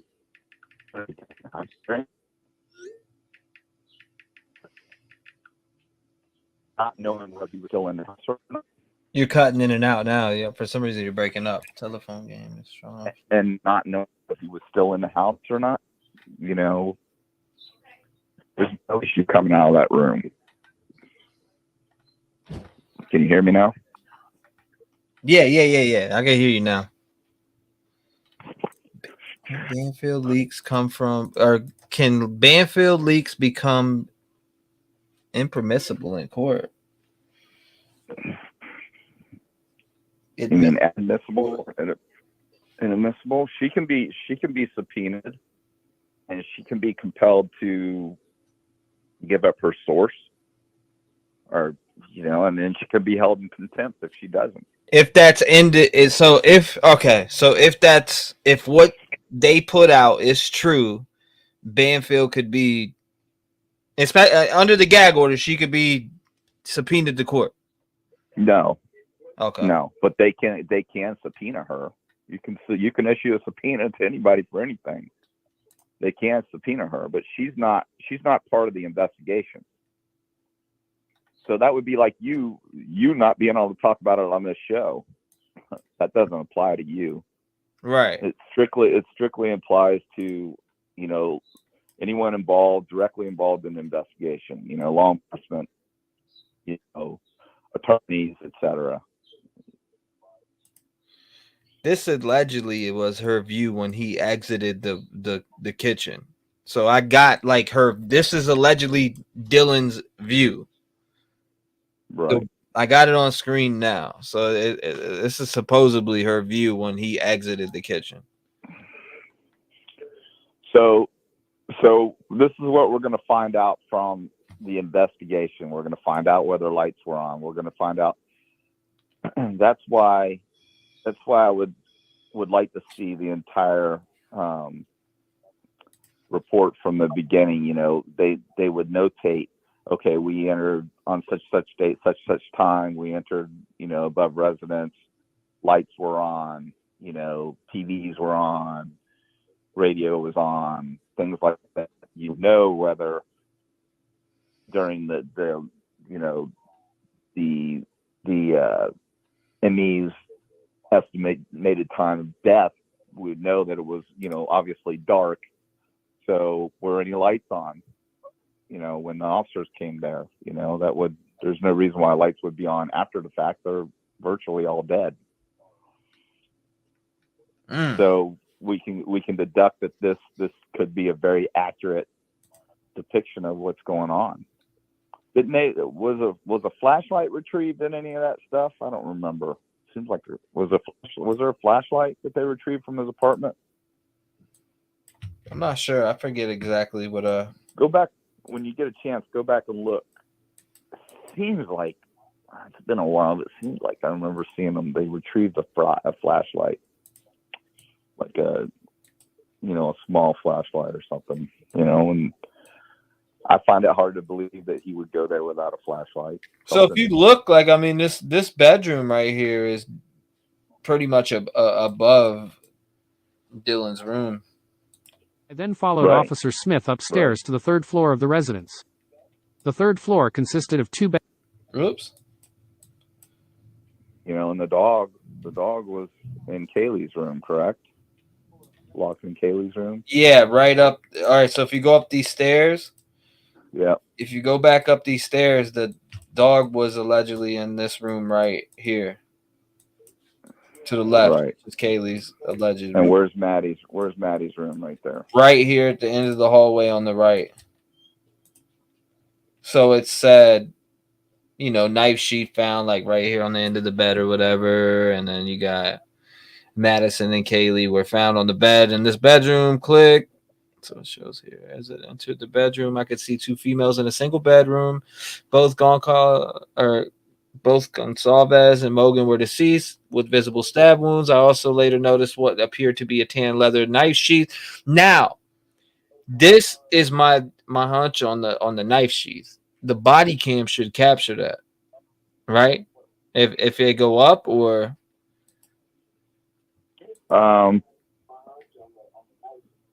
no, not if it was under the body and all that stuff. Once you start flipping bodies around, that wouldn't be on a body cam. You know, they're not going to do that on the initial entry. So the officer that initially walked in there isn't going to be flipping bodies around. He's going to determine whether A, you know, there's any sign of life, or B, whether there's still a suspect in the house. And, you know, then it's going to come. And then you got a hurricane? Sound like you in the middle of a hurricane. Nah, it just got choppy, like bad connection or something maybe. No. Must be the service in there, man. It's like service probably in certain parts of your house. I know I've had that happen. As I entered this bedroom, I could see 2 females in the single bed in the room. I'm kind of out in the country out here, but anyway, so that sheath was probably, and I'm just speculating, that sheath was probably under one of the bodies. I'm just guessing. And he went back to the house because he realized that sheath was missing. He probably went to find that sheath, and he got spooked and had to leave again. If it's determined that he went back, which I think he did go back, because the pings indicated that he pretty much went back. It looked like to them, you know, based on the PCA, right? What it said, you know, when they were tracking, when they divulged all the circumstantial evidence of his cell phone ping, the fact that he left and then he came back, you know, he probably went back because he realized that he left a key piece of evidence that would come back and haunt him. Like that, which it did. You know, in the very beginning of all this, we were all, you know, I was on, you know, everybody was like, how did they know what type of knife it was? And I said there could have been a sheath or something, you know, there, or what I actually thought it was they used, you know, today they use cadavers, they use real life, and they can use synthetic means of determining, you know, knife wounds and patterns, and they would know what type of knife it was just based on the damage to the bodies. They would see that, and they could also lay, after you stab someone, you can deposit blood in an outline of the knife on the skin, and they could get an outline of the knife. And they could get a good idea of what it was. But, you know, the sheath was a bonus. You know, that's definitely, yeah, I would be surprised if he got rid of the knife. You know, I know I saw some reports, you know, people are speculating that he got rid of it. You know, I would be surprised if he did, just because of who he is and what he is. You know, but again, that the property and evidence receipt from the search warrant indicating one knife.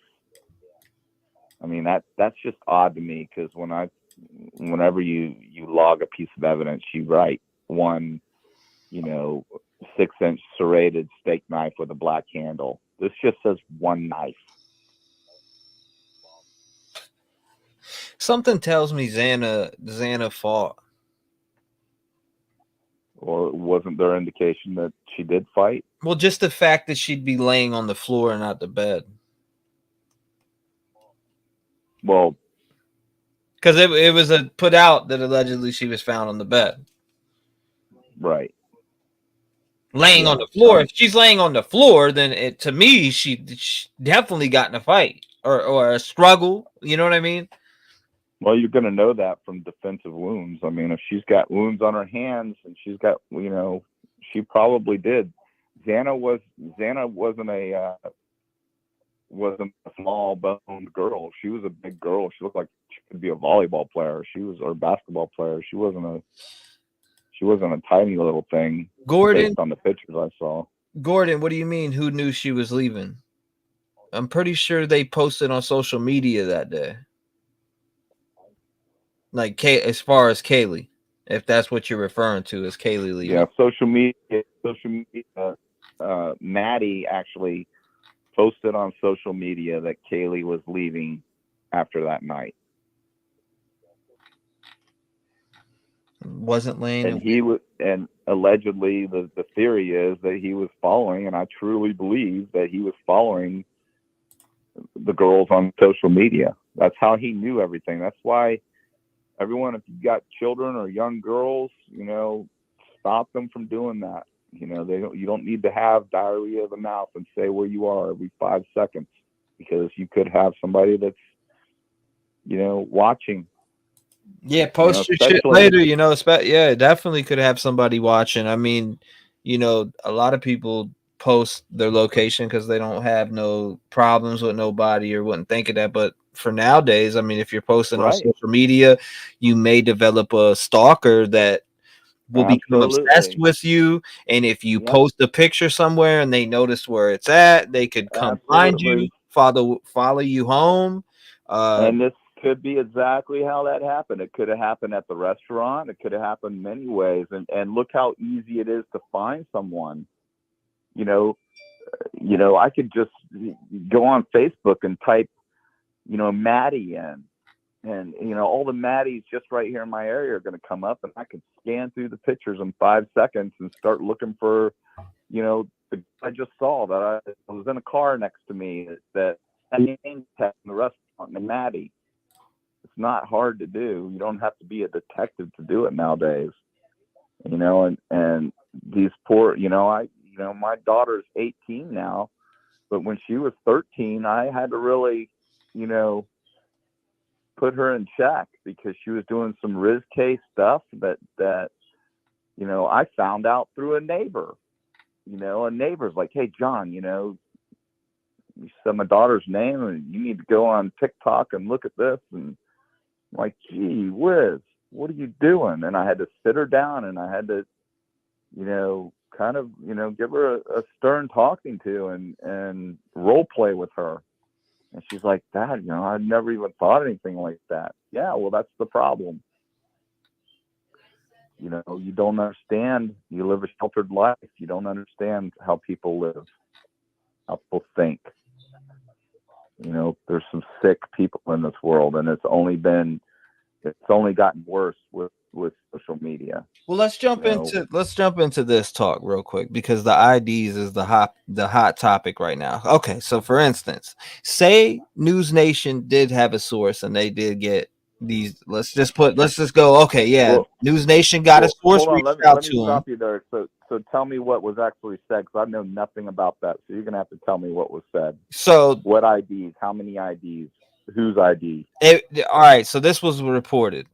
Chris Cuomo reported it, and then everybody started following suit with it, saying that a resident of that Moscow, or a resident of the Moscow, Idaho residents or whatever, or the victims or whatever, what ID was found. That's what was put out there, straight up. I'll get the words for you right now, verbatim, so you know what I'm saying. So an ID from one of the residents at that location was found in possession of Brian Kohlberger, or his car, or his house, or something. ID connected to murder victim found in. Yeah, I mean it's everywhere. It's was there ID listed on that property report from the search warrant? I think there was. It said IDs or whatever like that. But here it is right here. A smoking license, ID connected to Idaho murder victim found in Brian Kohlberger's car during search 6 weeks after the quadruple killings. He's a done deal. If that's true, I mean, you can't explain that away. Come on. Is it circumstantial? Yeah, but you know, all you just have to get one juror to disbelieve that there's a reason why that's in there, you know. But you know, the culmination of the evidence, you know, based on what we know from just the report, you know, and the search warrant, you know, and then he's got the ID, the sheath, the DNA on the sheath, you know, those 2 traffic stops were not. They're trying to, you know, purport them as being just totally coincidental. No, there's no way. There's no way. And those officers are going to be subpoenaed, and they're going to be put on. And those traffic stops were orchestrated traffic stops. Yeah, right. I definitely think they were orchestrated. They were 100% orchestrated. You don't have that small talk dialogue with someone, and be that, I'm sorry, I lived in the real world. I was a cop for many, many, many years. I mean, you know, pulling somebody over for what he was pulled over for, which was following too closely or something like that. I don't remember what it was, but it was a lane ass reason for a traffic stop. You know, when you do those traffic stops, when it's a pretextual stop and you see somebody that looks like a doper in a car and you look for a reason to pull them over, I'm just going to be real. You know, just like crossing over, you know, one of the lines in the road. You know, oh, you crossed over the line of the road. You know, I'm sorry, you're following them because they look like a good car. It's just the reality of police work. You use your brain. You know, it happens. They're not legal. You know, they're pretextual if you can prove that. But if you commit a traffic violation, and that is a traffic violation, you can pull them over for it. So it's not a pretext stop.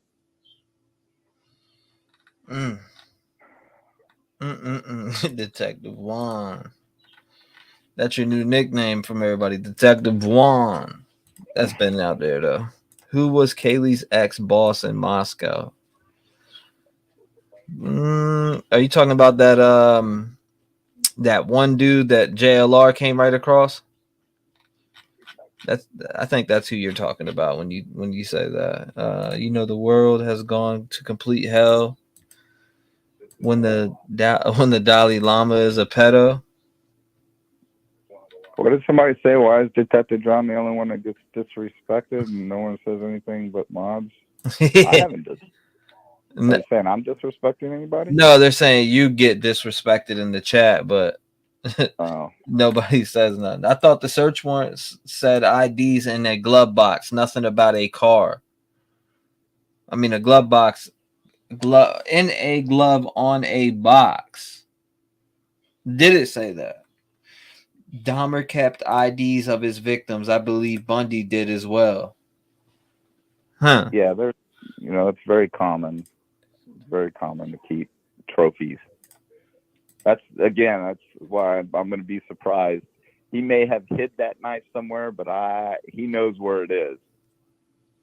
You know, if the knife isn't in fact the knife that they retrieved from his apartment, which again, one knife, that's just really, really vague to me. Go back to that. Can you pull that up? What is it? The list from the items. Yeah, I could definitely get that. Retrieved from the SW at his apartment. The number one thing they're looking for is what? What do you look for in a homicide? The weapon, correct? Yeah, weapons, all that shit. You know, pretty much the number one thing you're going to be looking for, because it can tie that person to the crime. It's so the number one thing on that list was what? Remember what they got. According to the search warrant that was unsealed on Tuesday, the items taken from Koberger and the residence that day include a flashlight, 4 medical-style gloves, a T-shirt, a Washington State Cougar sweatshirt, a pair of size 13 Nike shoes, black socks, black shorts, black boxers, and 1 cheek swab. Guess what's going to be on that flashlight? More than likely. Probably victim's DNA if it was real close to the stabbings. Blood, absolutely. Well, just not even that, if it was real close. If he's carrying it, he's just committed 4 homicide. He's got blood on his hands, and he's grabbing that flashlight, and it's 100%, in my opinion, going to have blood on it, unless he, and even if he tried to clear it off, most of those flashlights aren't smooth. They have grooves or some sort of, traction for a person to hold it, and it's going to get in the grooves and all the holes that are in it, so he had a flashlight, no doubt. Burglar doesn't go into a dark house without a flashlight. Right. Neither does a murderer, allegedly. That cowboy dude went to the Jeep looking for a jump drive. What cowboy dude? ID cards inside a glove. Inside a box is what it says. And ID card inside a glove inside a box is what it says. That's some. There you go. Inside a glove, inside of a glove. So he grabbed it. This is just my theory. He grabbed the ID, which was in the back pocket. They probably took it out, put it on the dresser when they came home, whoever ID it is, and he snagged it off the dresser on the way out, had it going through the house. When he got to his car, he took his gloves off, he put it inside the glove, and probably threw it on the seat till he got home, and whatever. And it wound up in a box, for his trophy. So go back. What's the number one? Okay. Yeah, so this shit, right? A champion WSU Cougars large something sweatshirt, part of something. This dude can't write with the shit.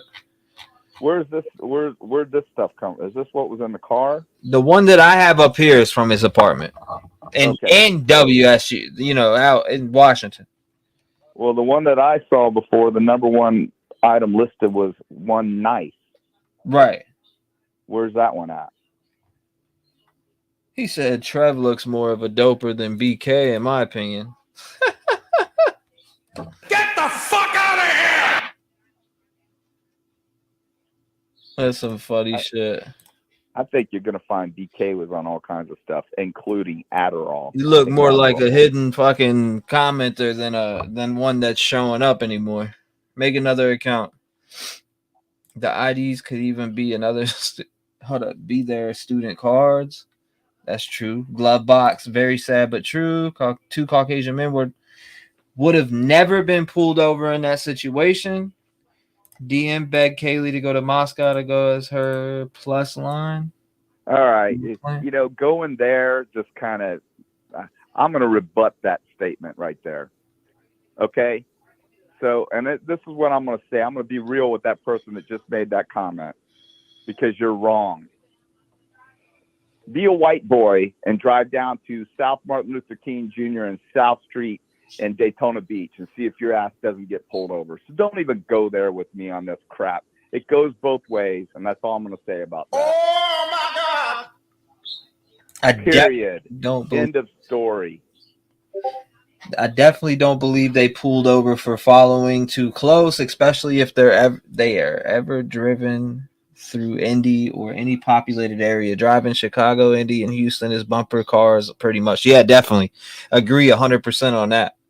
Bumper cars out in Chicago for sure. Jeffrey Dahmer kept all IDs. They found IDs and nobody to go with them.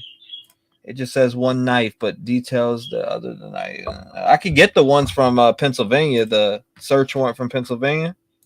The one that had the first listed item was a knife. It just said one knife.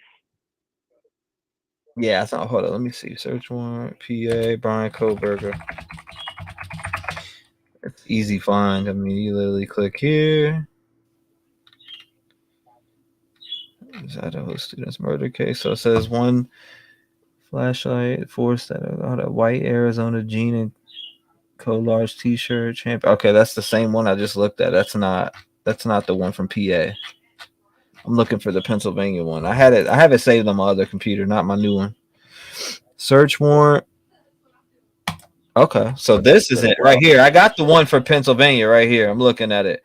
Swab Ziploc bag with zipper. What is it? 7 corners plastic bag with a green zipper. 36, 32 nickels, 8 pennies, gloves, receipts, car insurance card, car registration, hiking boots, comfort and room key.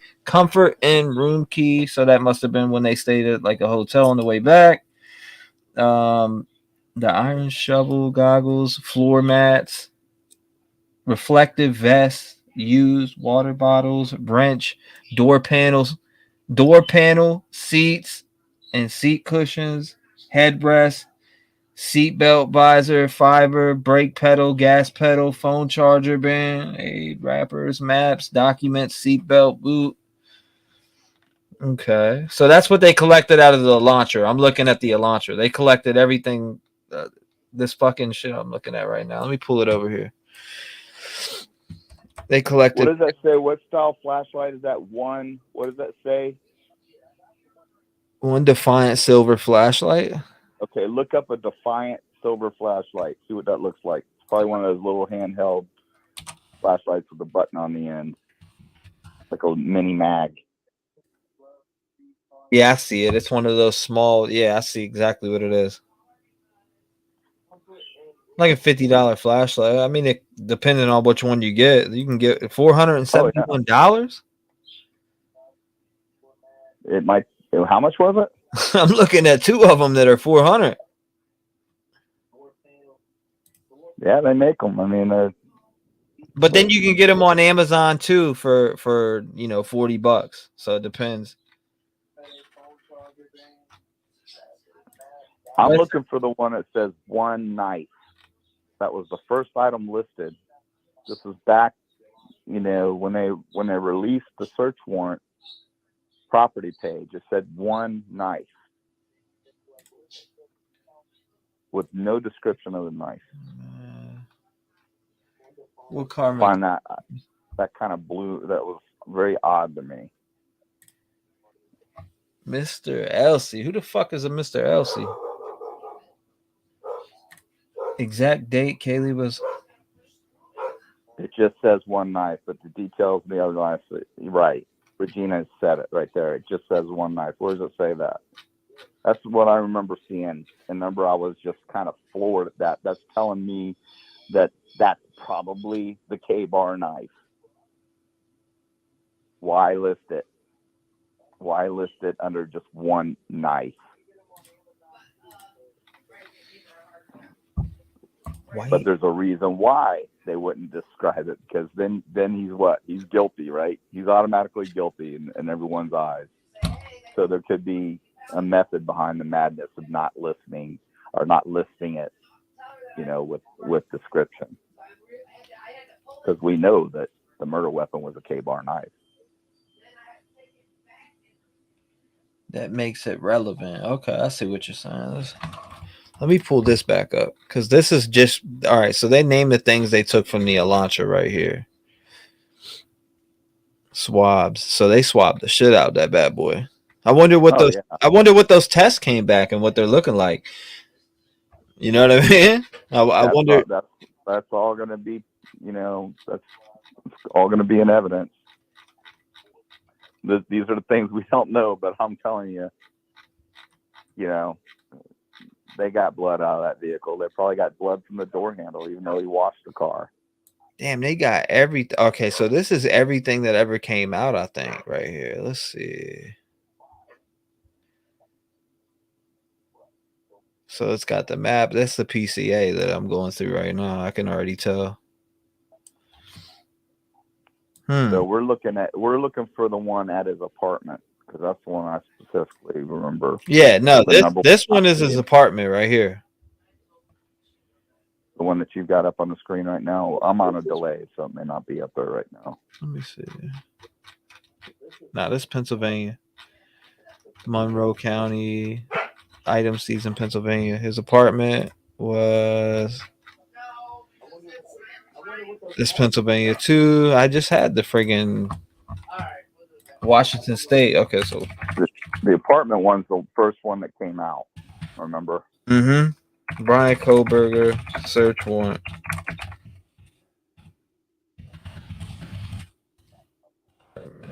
And not many people that I heard caught that. I caught it right away. I said, there's one knife, and that's all it says. Search warrant. Where the hell is that one? That's what I would be keying on in the hearing. Let's see what that knife, what the description of that knife was. I just had the friggin' apartment search warrant. Unsealed search warrants. Okay, here we go. Yep, I see it. So what is it? 1 nitrate type black glove, 1 Walmart receipt with 1 Dickies tag, 2 Marshall receipts, dust container from Bissell Power Force, vacuum, 8 possible hair strains, 1 Fire TV stick with cord plug, 1 possible animal hair strain, 1 possible hair, 1 possible hair, 1 possible hair, 1 possible hair strain, 1 computer tower, 1 collection of dark red spot collected without testing, 2 cuttings from uncased pillow of reddish brown stain, larger stain tested, 2 top and bottom mattress cover packaged separately, both labeled C, multiple stains, 1 tested. Right. Let's see what else there was. Okay. The warrants details what investigators were looking for Brian Goldberg's apartment, including blood hairs, weapons, photos, and documents that show the 4 victims' DNA, dark clothing, masks, shoes with diamond pattern sole, and others. Diamond pattern sole. Wasn't there diamond pattern footprint, which was the van soles? Yeah, they're saying it's van. Soles. They're saying it's vans. Let's see. Right. I've got 2 pair of vans right here. I'm looking at the one exactly. Okay, this is his apartment one that I'm looking at. So it says. What I remember seeing was it was itemized 1, 2, 3, and just 1. I have it on my other computer. This is my newer computer, so I don't have everything on this one. I'm looking it up though. I'll find it because I found that. So to me, that speaks volumes. Because this is a high-profile case, and the number one thing they're looking for is the murder weapon, amongst other things. But they want that knife. That's pretty much one of the sole purposes of executing that search warrant was to retrieve evidence and find the murder weapon.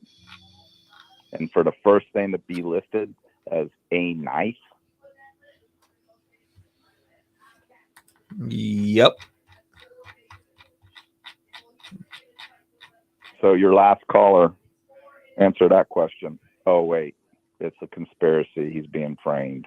There's other people involved. That last caller said that she thinks that Brian did it. Oh. I asked her, I said, who do you think did it? I thought she said that there's no way that he could have done it alone. I think that's where she was going with it, but yeah, that's what I'm going at. You know. Apartment right here. Apartment. Okay, I got it right here. Boom. So we're looking at the apartment. So you got the book with underlining on page 118, AT&T bill for Brian C. Kohlberger, Glock. A knife is at top, number 1. Yeah, number 1 was the knife. So you found it? Yeah, no, I found it. I got it right here. Yeah. Now, how many people think that that's not odd? That they put knife at the top? No, that they put knife with no description as the number one item. Just one knife. I think that's crazy odd. You know, I just think that's odd. You know, it says volumes for me. Now, would I put the description, 1 K-bar knife, you know, 9 inches long with black or brown handle, whatever it was, leather, you know, whatever it was. I got it on the screen. Yeah, I would have been much more descriptive, but there had to be a reason behind not listing the description of that knife. If it wasn't significant, it wouldn't just say one knife as a number one item. There's a narrative that we're not seeing attached somewhere on a supplemental page that probably lists the description of that knife with the photos and everything. There's photographs of all this stuff. All this stuff was photographed. We're not going to see that until trial.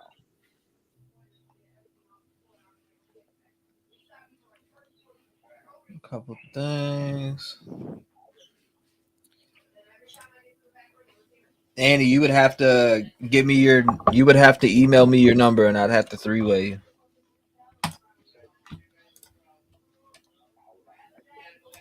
I mean, I'm sure me and Detective John could do a panel, and I could bring whoever up wanted to talk to him we could definitely set that up. There it is. Yeah, we're on an unbelievable time delay here, man. It's like it's like 20 seconds, 30 seconds behind. Sorry, man. Nah, you're good. I'm just now getting that page up. You're good. Yeah, one knife. One book with underlining on page 118. I wonder what that was. That's dramatic in my opinion. Doesn't come up with any options in my Android. There's a Smith & Wesson pocket knife too. Yeah, it does have that Smith & Wesson pocket knife, but that's literally labeled. Yeah, that's down. Wasn't that down? What would be the reason why they would put knife there and not Smith, and Smith & Wesson down there? They got that label, or maybe it didn't have the name of the manufacturer, or it was... No, I'm telling you, the reason is, in my opinion, is that's the knife. That's just I'm just speculating. In the end, I could be very well wrong. But right. Yeah. Let's say, for instance, it was a steak knife. It would say 1 serrated, 4-inch steak knife or 3-inch steak knife with a black handle. Why just one knife with a big long line? Okay, I mean, maybe the knife didn't have the manufacturer on it. No. No, because that number one item will be part of a supplement, which will go into major description on that knife alone. They'll do a supplemental to this report, if my theory is right, that'll say this is a supplemental to such and such report, property evidence page, item number 1. This is a description of said item. Bam, K-bar knife, 9 inches long. What appears to be red color stains on it, or what have you. Blood after it dries won't be red anymore, but it'll be brown colored stains. It generally won't be red. It doesn't dry red. It dries dark brown or black even.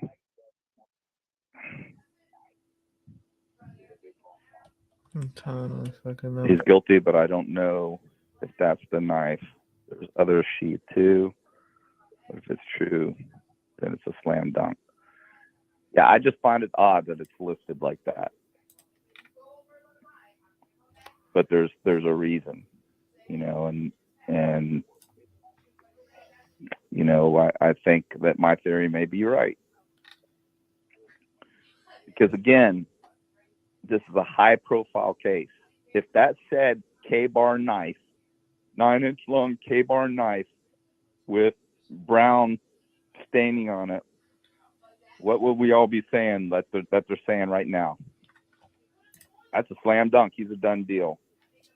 So, you've got to find a jury pool that's going to be non-biased, and, they're going to try and get this, venue changed. And, this is like, damn near as popular as the OJ case. It's not as popular.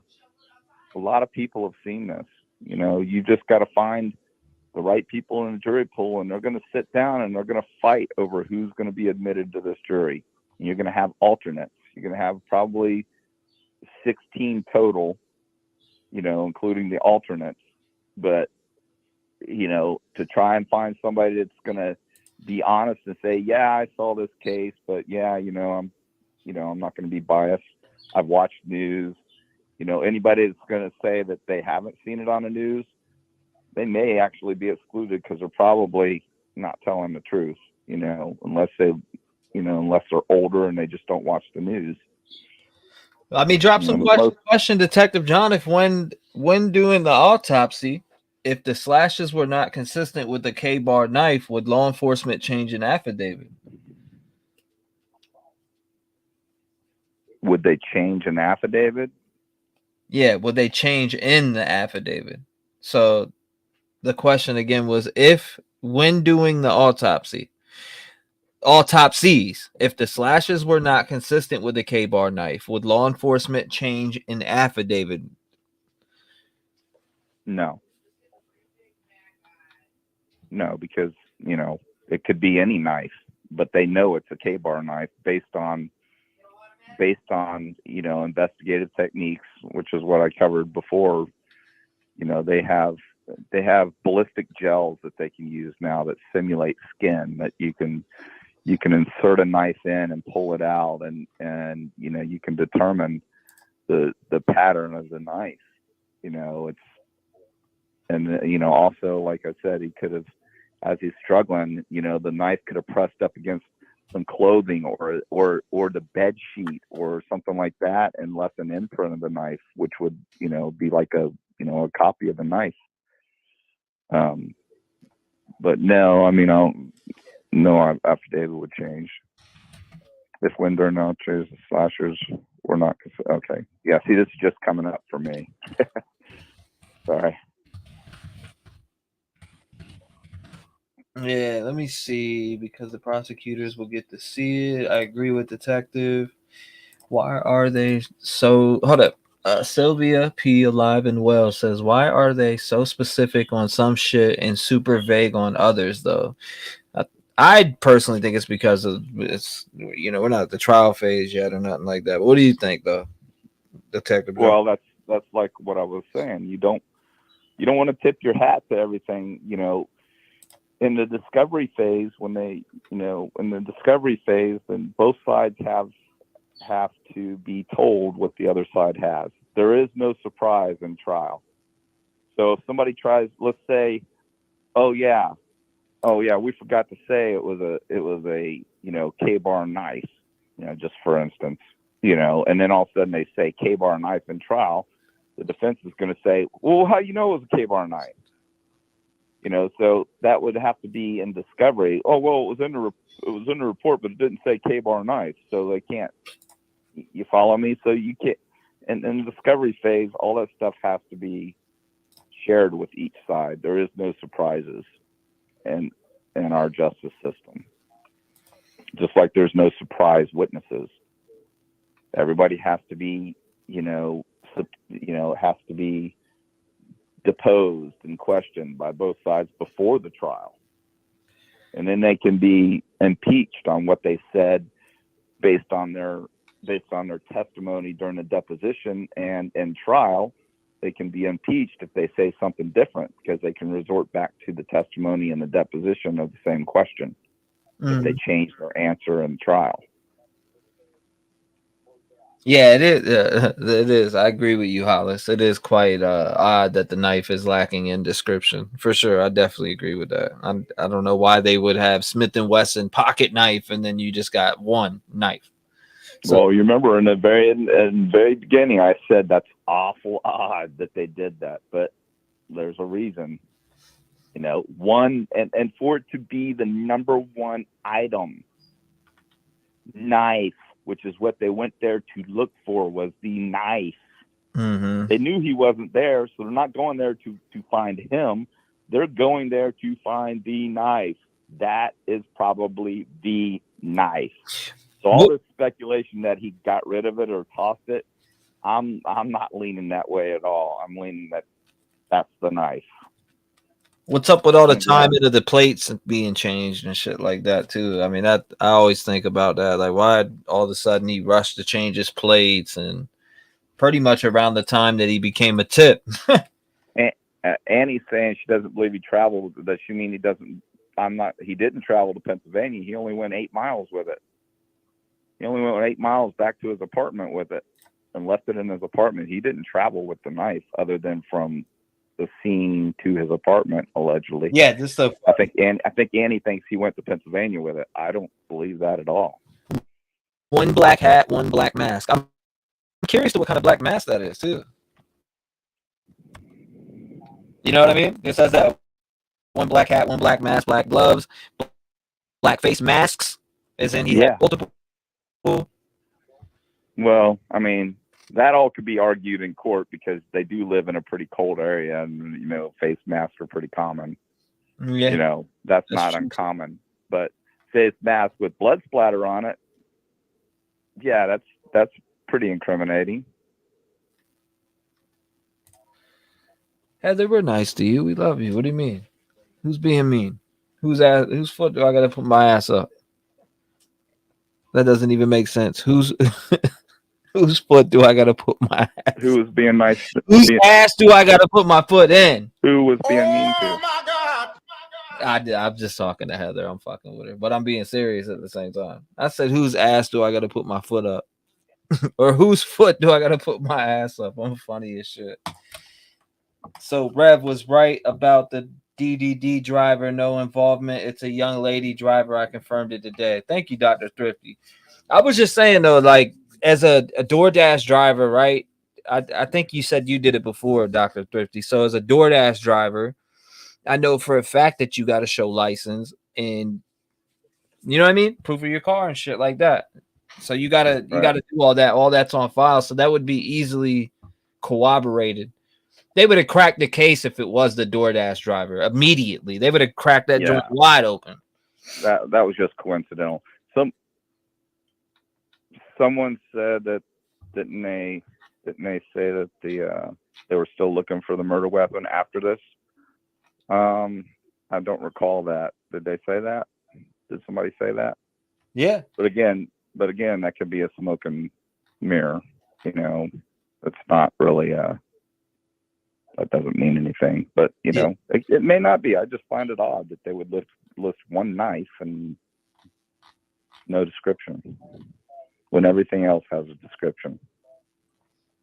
I mean, you got an Acer computer. You know, you got the pocket knife that's described. Welcome, Gloria. Yeah, that's Smith & Wesson pocket knife. What is he doing? Right. Trev, they can be mean. Who's mean? Kathy? They said I sound like a chipmunk. What's going on with that shit? Thank you, Mar. I appreciate it. Well, what a pleasant surprise there. Detective Juan, Patricia Jean says. We love Heather. Absolutely. Thank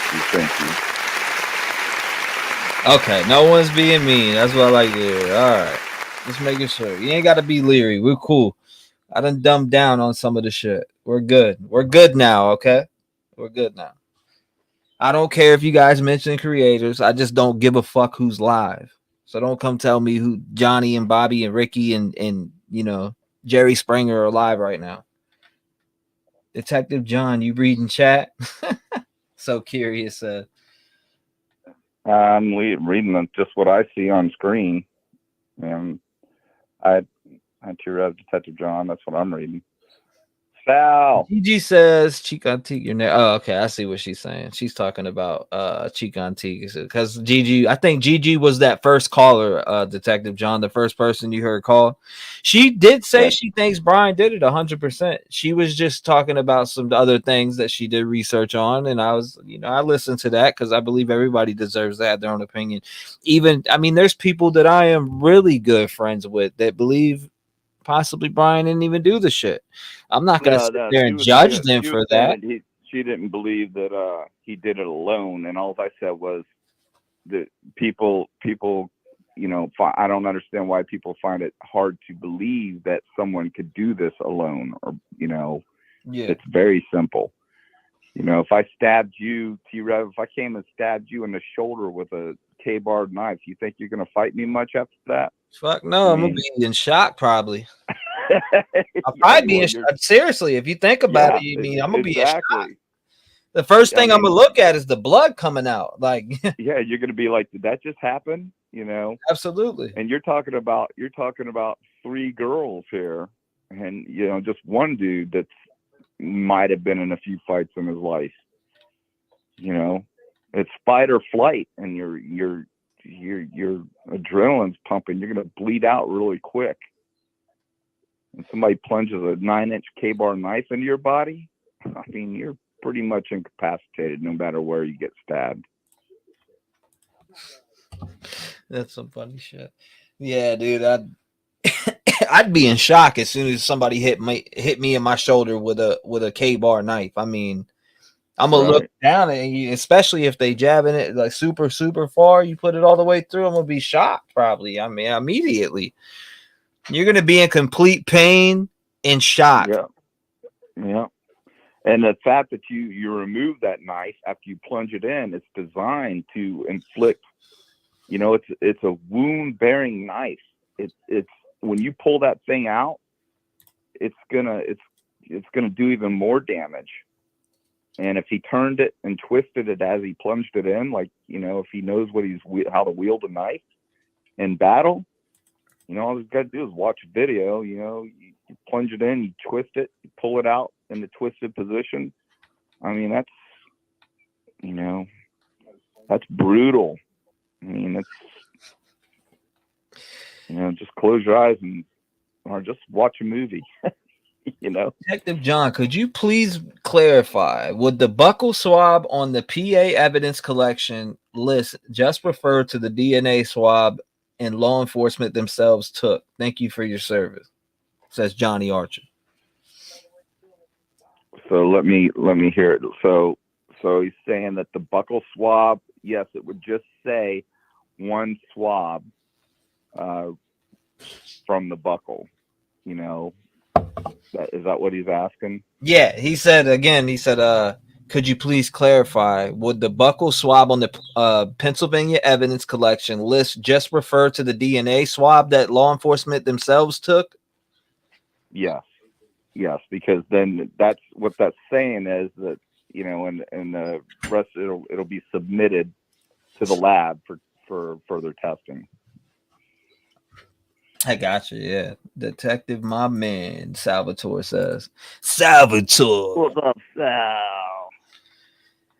God damn, man. I'm about to get it. I can't get his voice down. I gotta, I gotta get that little, he's got that, he sounds like Wolfman Jack. He does. Everybody knows who that is. Sal will know who Wolfman Jack was. Detective John, we're gonna have to definitely do some maybe some open panels sometime soon where we pull one person up and they just launch all the questions they have written down.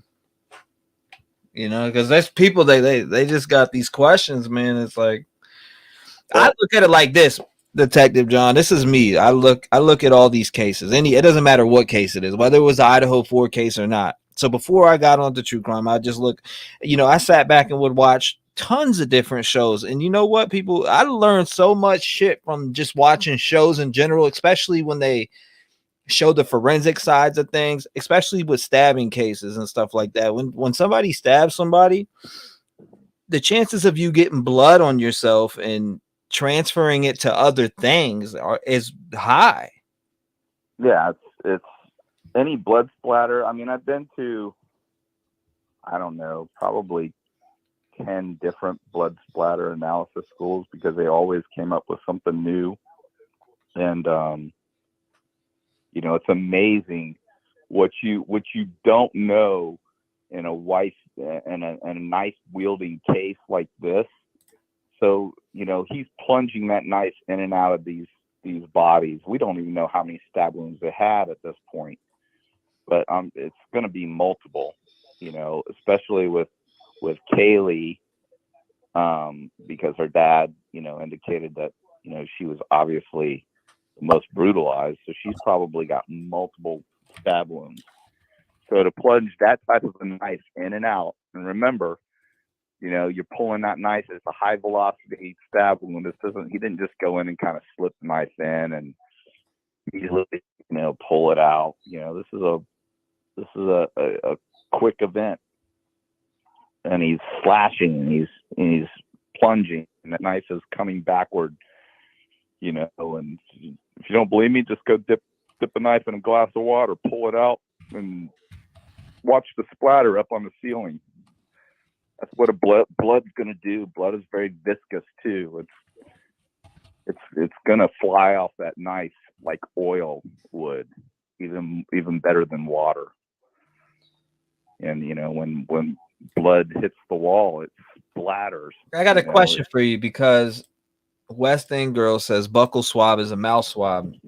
Is it just a mouth swab? It could be. I don't know. I'm not looking at it. Where are you looking at it?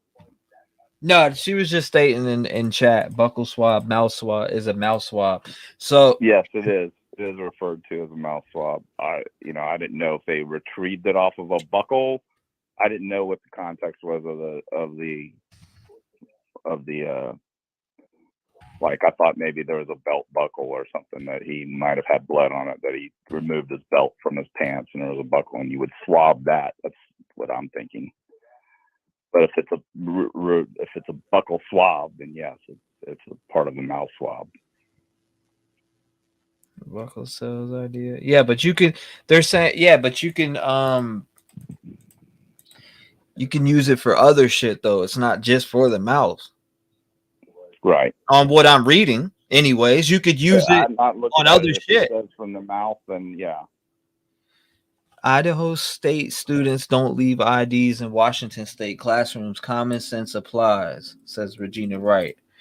Yeah, I definitely get that. Idaho State students don't leave IDs in Washington State classrooms. Common sense applies. Yeah, absolutely. Yeah, no. Would any of the Idaho State students be at Washington State University and leave their ID there? He went back to his. Didn't they determine that he went back to his office in his classroom? Yeah. He went back after, and they said his students or whatever said that he was like a brand new person after that date. But I mean, well, I'm sure there'll be some I'm sure there'll be somebody from there that speaks. And because he's exhilarated. He's exhilarated. He's energized. He's done the deed. Damn. But Salvatore said, when I was young, I got hit with a 22 caliber bullet in my leg. The gunpowder and the blood mixing together made me see stars. Right. That's what we're saying. Exactly. So he was hit with a 22 caliber in his leg. Yeah, that's just a 22 caliber. Yeah, exactly. A 22. I got a 22. So that's his point. That's what he's saying. Just a 22 caliber and the smell of gunpowder made him, wheezy. Now let me plunge a K-bar knife into, your leg and pull it out. Okay. That's fine. Yeah, that's shit, man. This is there's something they do. I don't know, with this Idaho 4 case, there's something coming out, whether it be News Nations and all these places that, and a lot of people lately are like, F News Nation. They're not credible. Their sources, this and that. But And I can't really say that until the trial comes, because if it comes out and then say he was in possession of one of the victim's IDs, then I'll be like, okay, then they definitely heard it from somewhere. Until it's debunked fully, I can't say nothing. Yeah, I mean, I tend to probably believe it. I take it with a grain of salt, though. Even though it came from Cuomo's mouth, who I don't really care for. Sorry, fellas, don't like Andrew Cuomo. You know, it's probably got some truth to it. You know, we'll just have to see. Like I said, this is. Remember we talked, 2 months ago about this. Yeah, there's going to be leaks. There's going to be things that come out, and they're going to be facts. There's no way they're going to. There's no way that gaggle is going to shut everybody up. It's just not going to happen. Dr. Thrifty had a question for you, Detective John. Is it possible a thick blanket could shield blood spatter if the killer stabs through the cover? Would the blanket shield splash? It'll shield the splash coming out of the body, but not coming off of the knife. It'll shield a portion of it coming out of the body. Yeah, absolutely.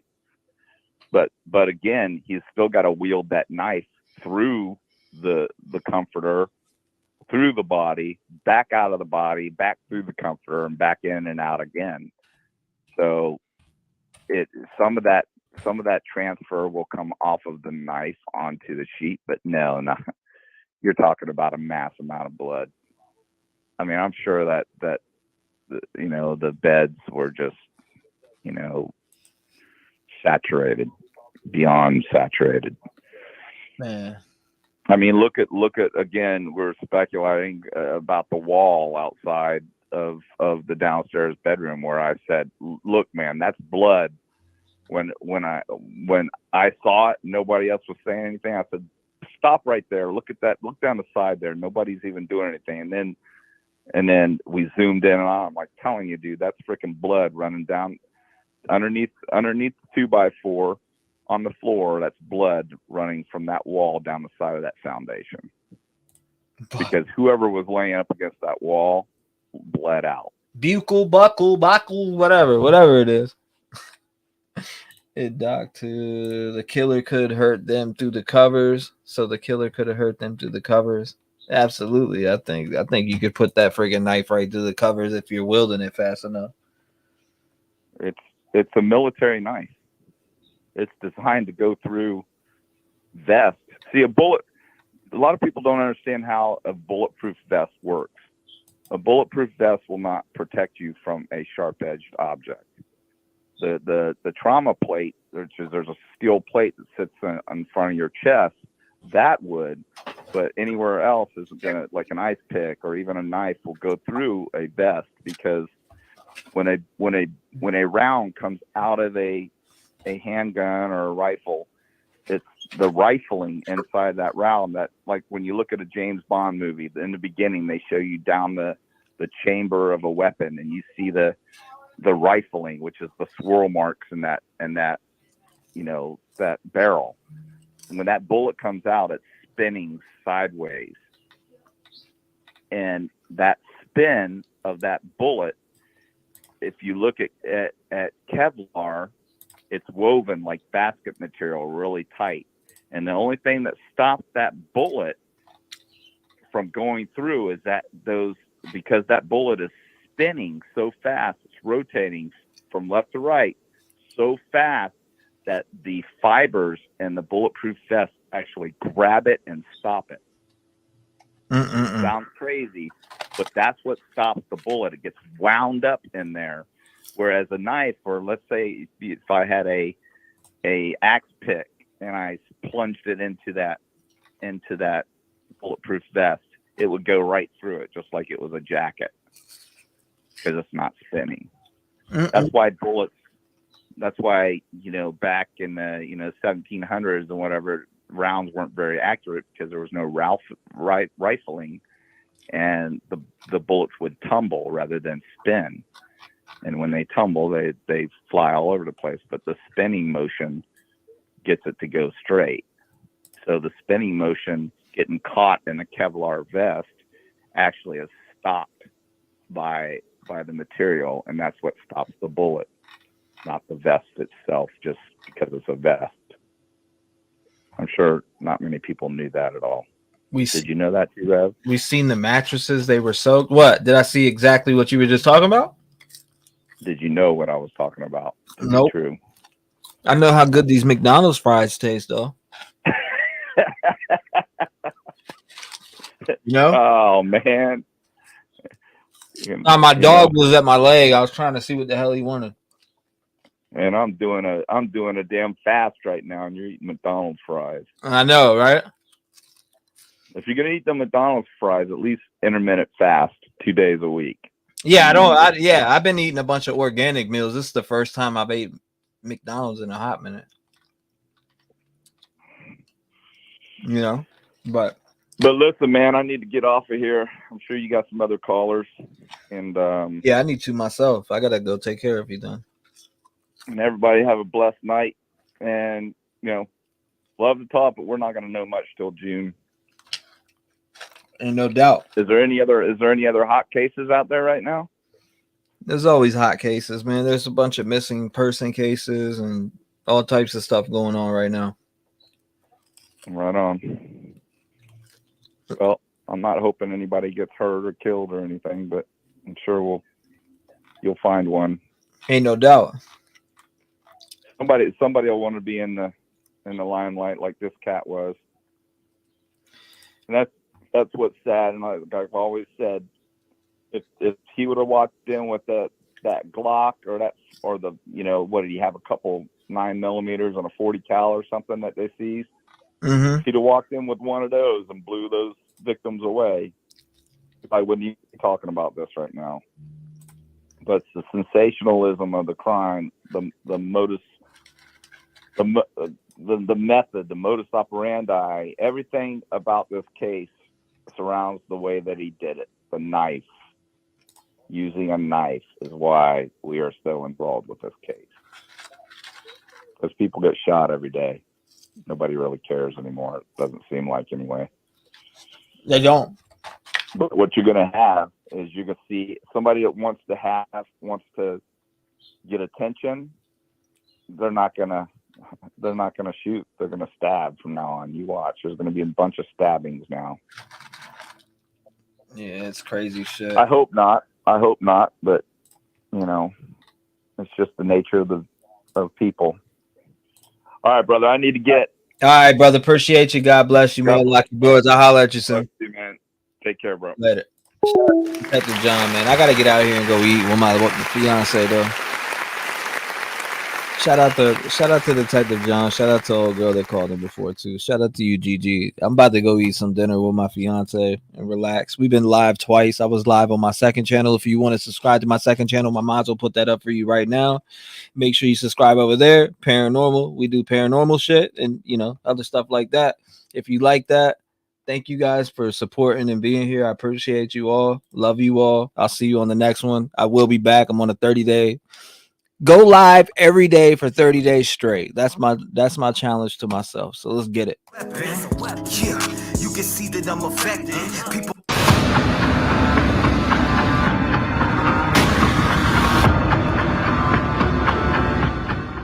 Look. All my life has been neglection, so now I pick up the pen and use it as a weapon. Yeah, you can see that I'm affected. People getting killed for nothing but obsessions. You need to look at your reflection and decide who you are. Stop acting disconnected. Got mothers killing kids. People kill to live. Well, I be on the mic, speaking how I live. Every day I wake up, it's another person that's dead, and YouTube has to solve it because the law is failing kids. I'm disgusted at the evil in the end, and if you connect the dots, you'll see the vision in your head. Why do people die as victim to the streets? They wonder why I'm up all night and can't sleep. I'll be the voice for everyone who can't speak. L.E. fell kindly, and now Sammy is free. AWP. did a good deed, and y'all be talking all that shit while they just do it for free. 16 days for 35 minutes. Y'all tried to throw them off and just want to play the victim. Reaching out to YouTube channels for clout. I wouldn't check it. TV if I went in your house. And SF investigate, stay sending out the hate. Why you mad at Doug and Nick for finding Kylie in the lake? Make it make sense. You're a fake bitch. You were there for money and now you're mad over fake shit. And that's something I can't relate with. Zero emotion from the mom or the statements. All I seen was the devil in her eyes. Tony died, you're a fake. I can see it through your lies. God sent me on your stream like the FBI. You've been grooming little kids. I can see your whole disguise. It get mail calling Ronnie up on the line. Why you lie to the people and say you gon' do it live? Santa May out here looking extra sus. Got an arrow on the ground pointing towards Kylie's truck. And you wanna come and up church. I think your butt hurt. You tried to blame the man for your dog but couldn't find the dirt. I guess that's what they mean by the trucky way. If you step foot in the town, you might die from foul play. And I don't know what to say, but I can feel it through my soul. She didn't drive in LA. So y'all can try to go convince somebody else, cause I'm not falling for that shit. The autopsy really smells. See, let me explain what I'm talking about, man. And you know what I'm talking about. The water in the lungs. Y'all test for the weirdest shit. I guess it is the trucky way. You gotta stop doing this. I mean, I really guess it's the trucky way, man.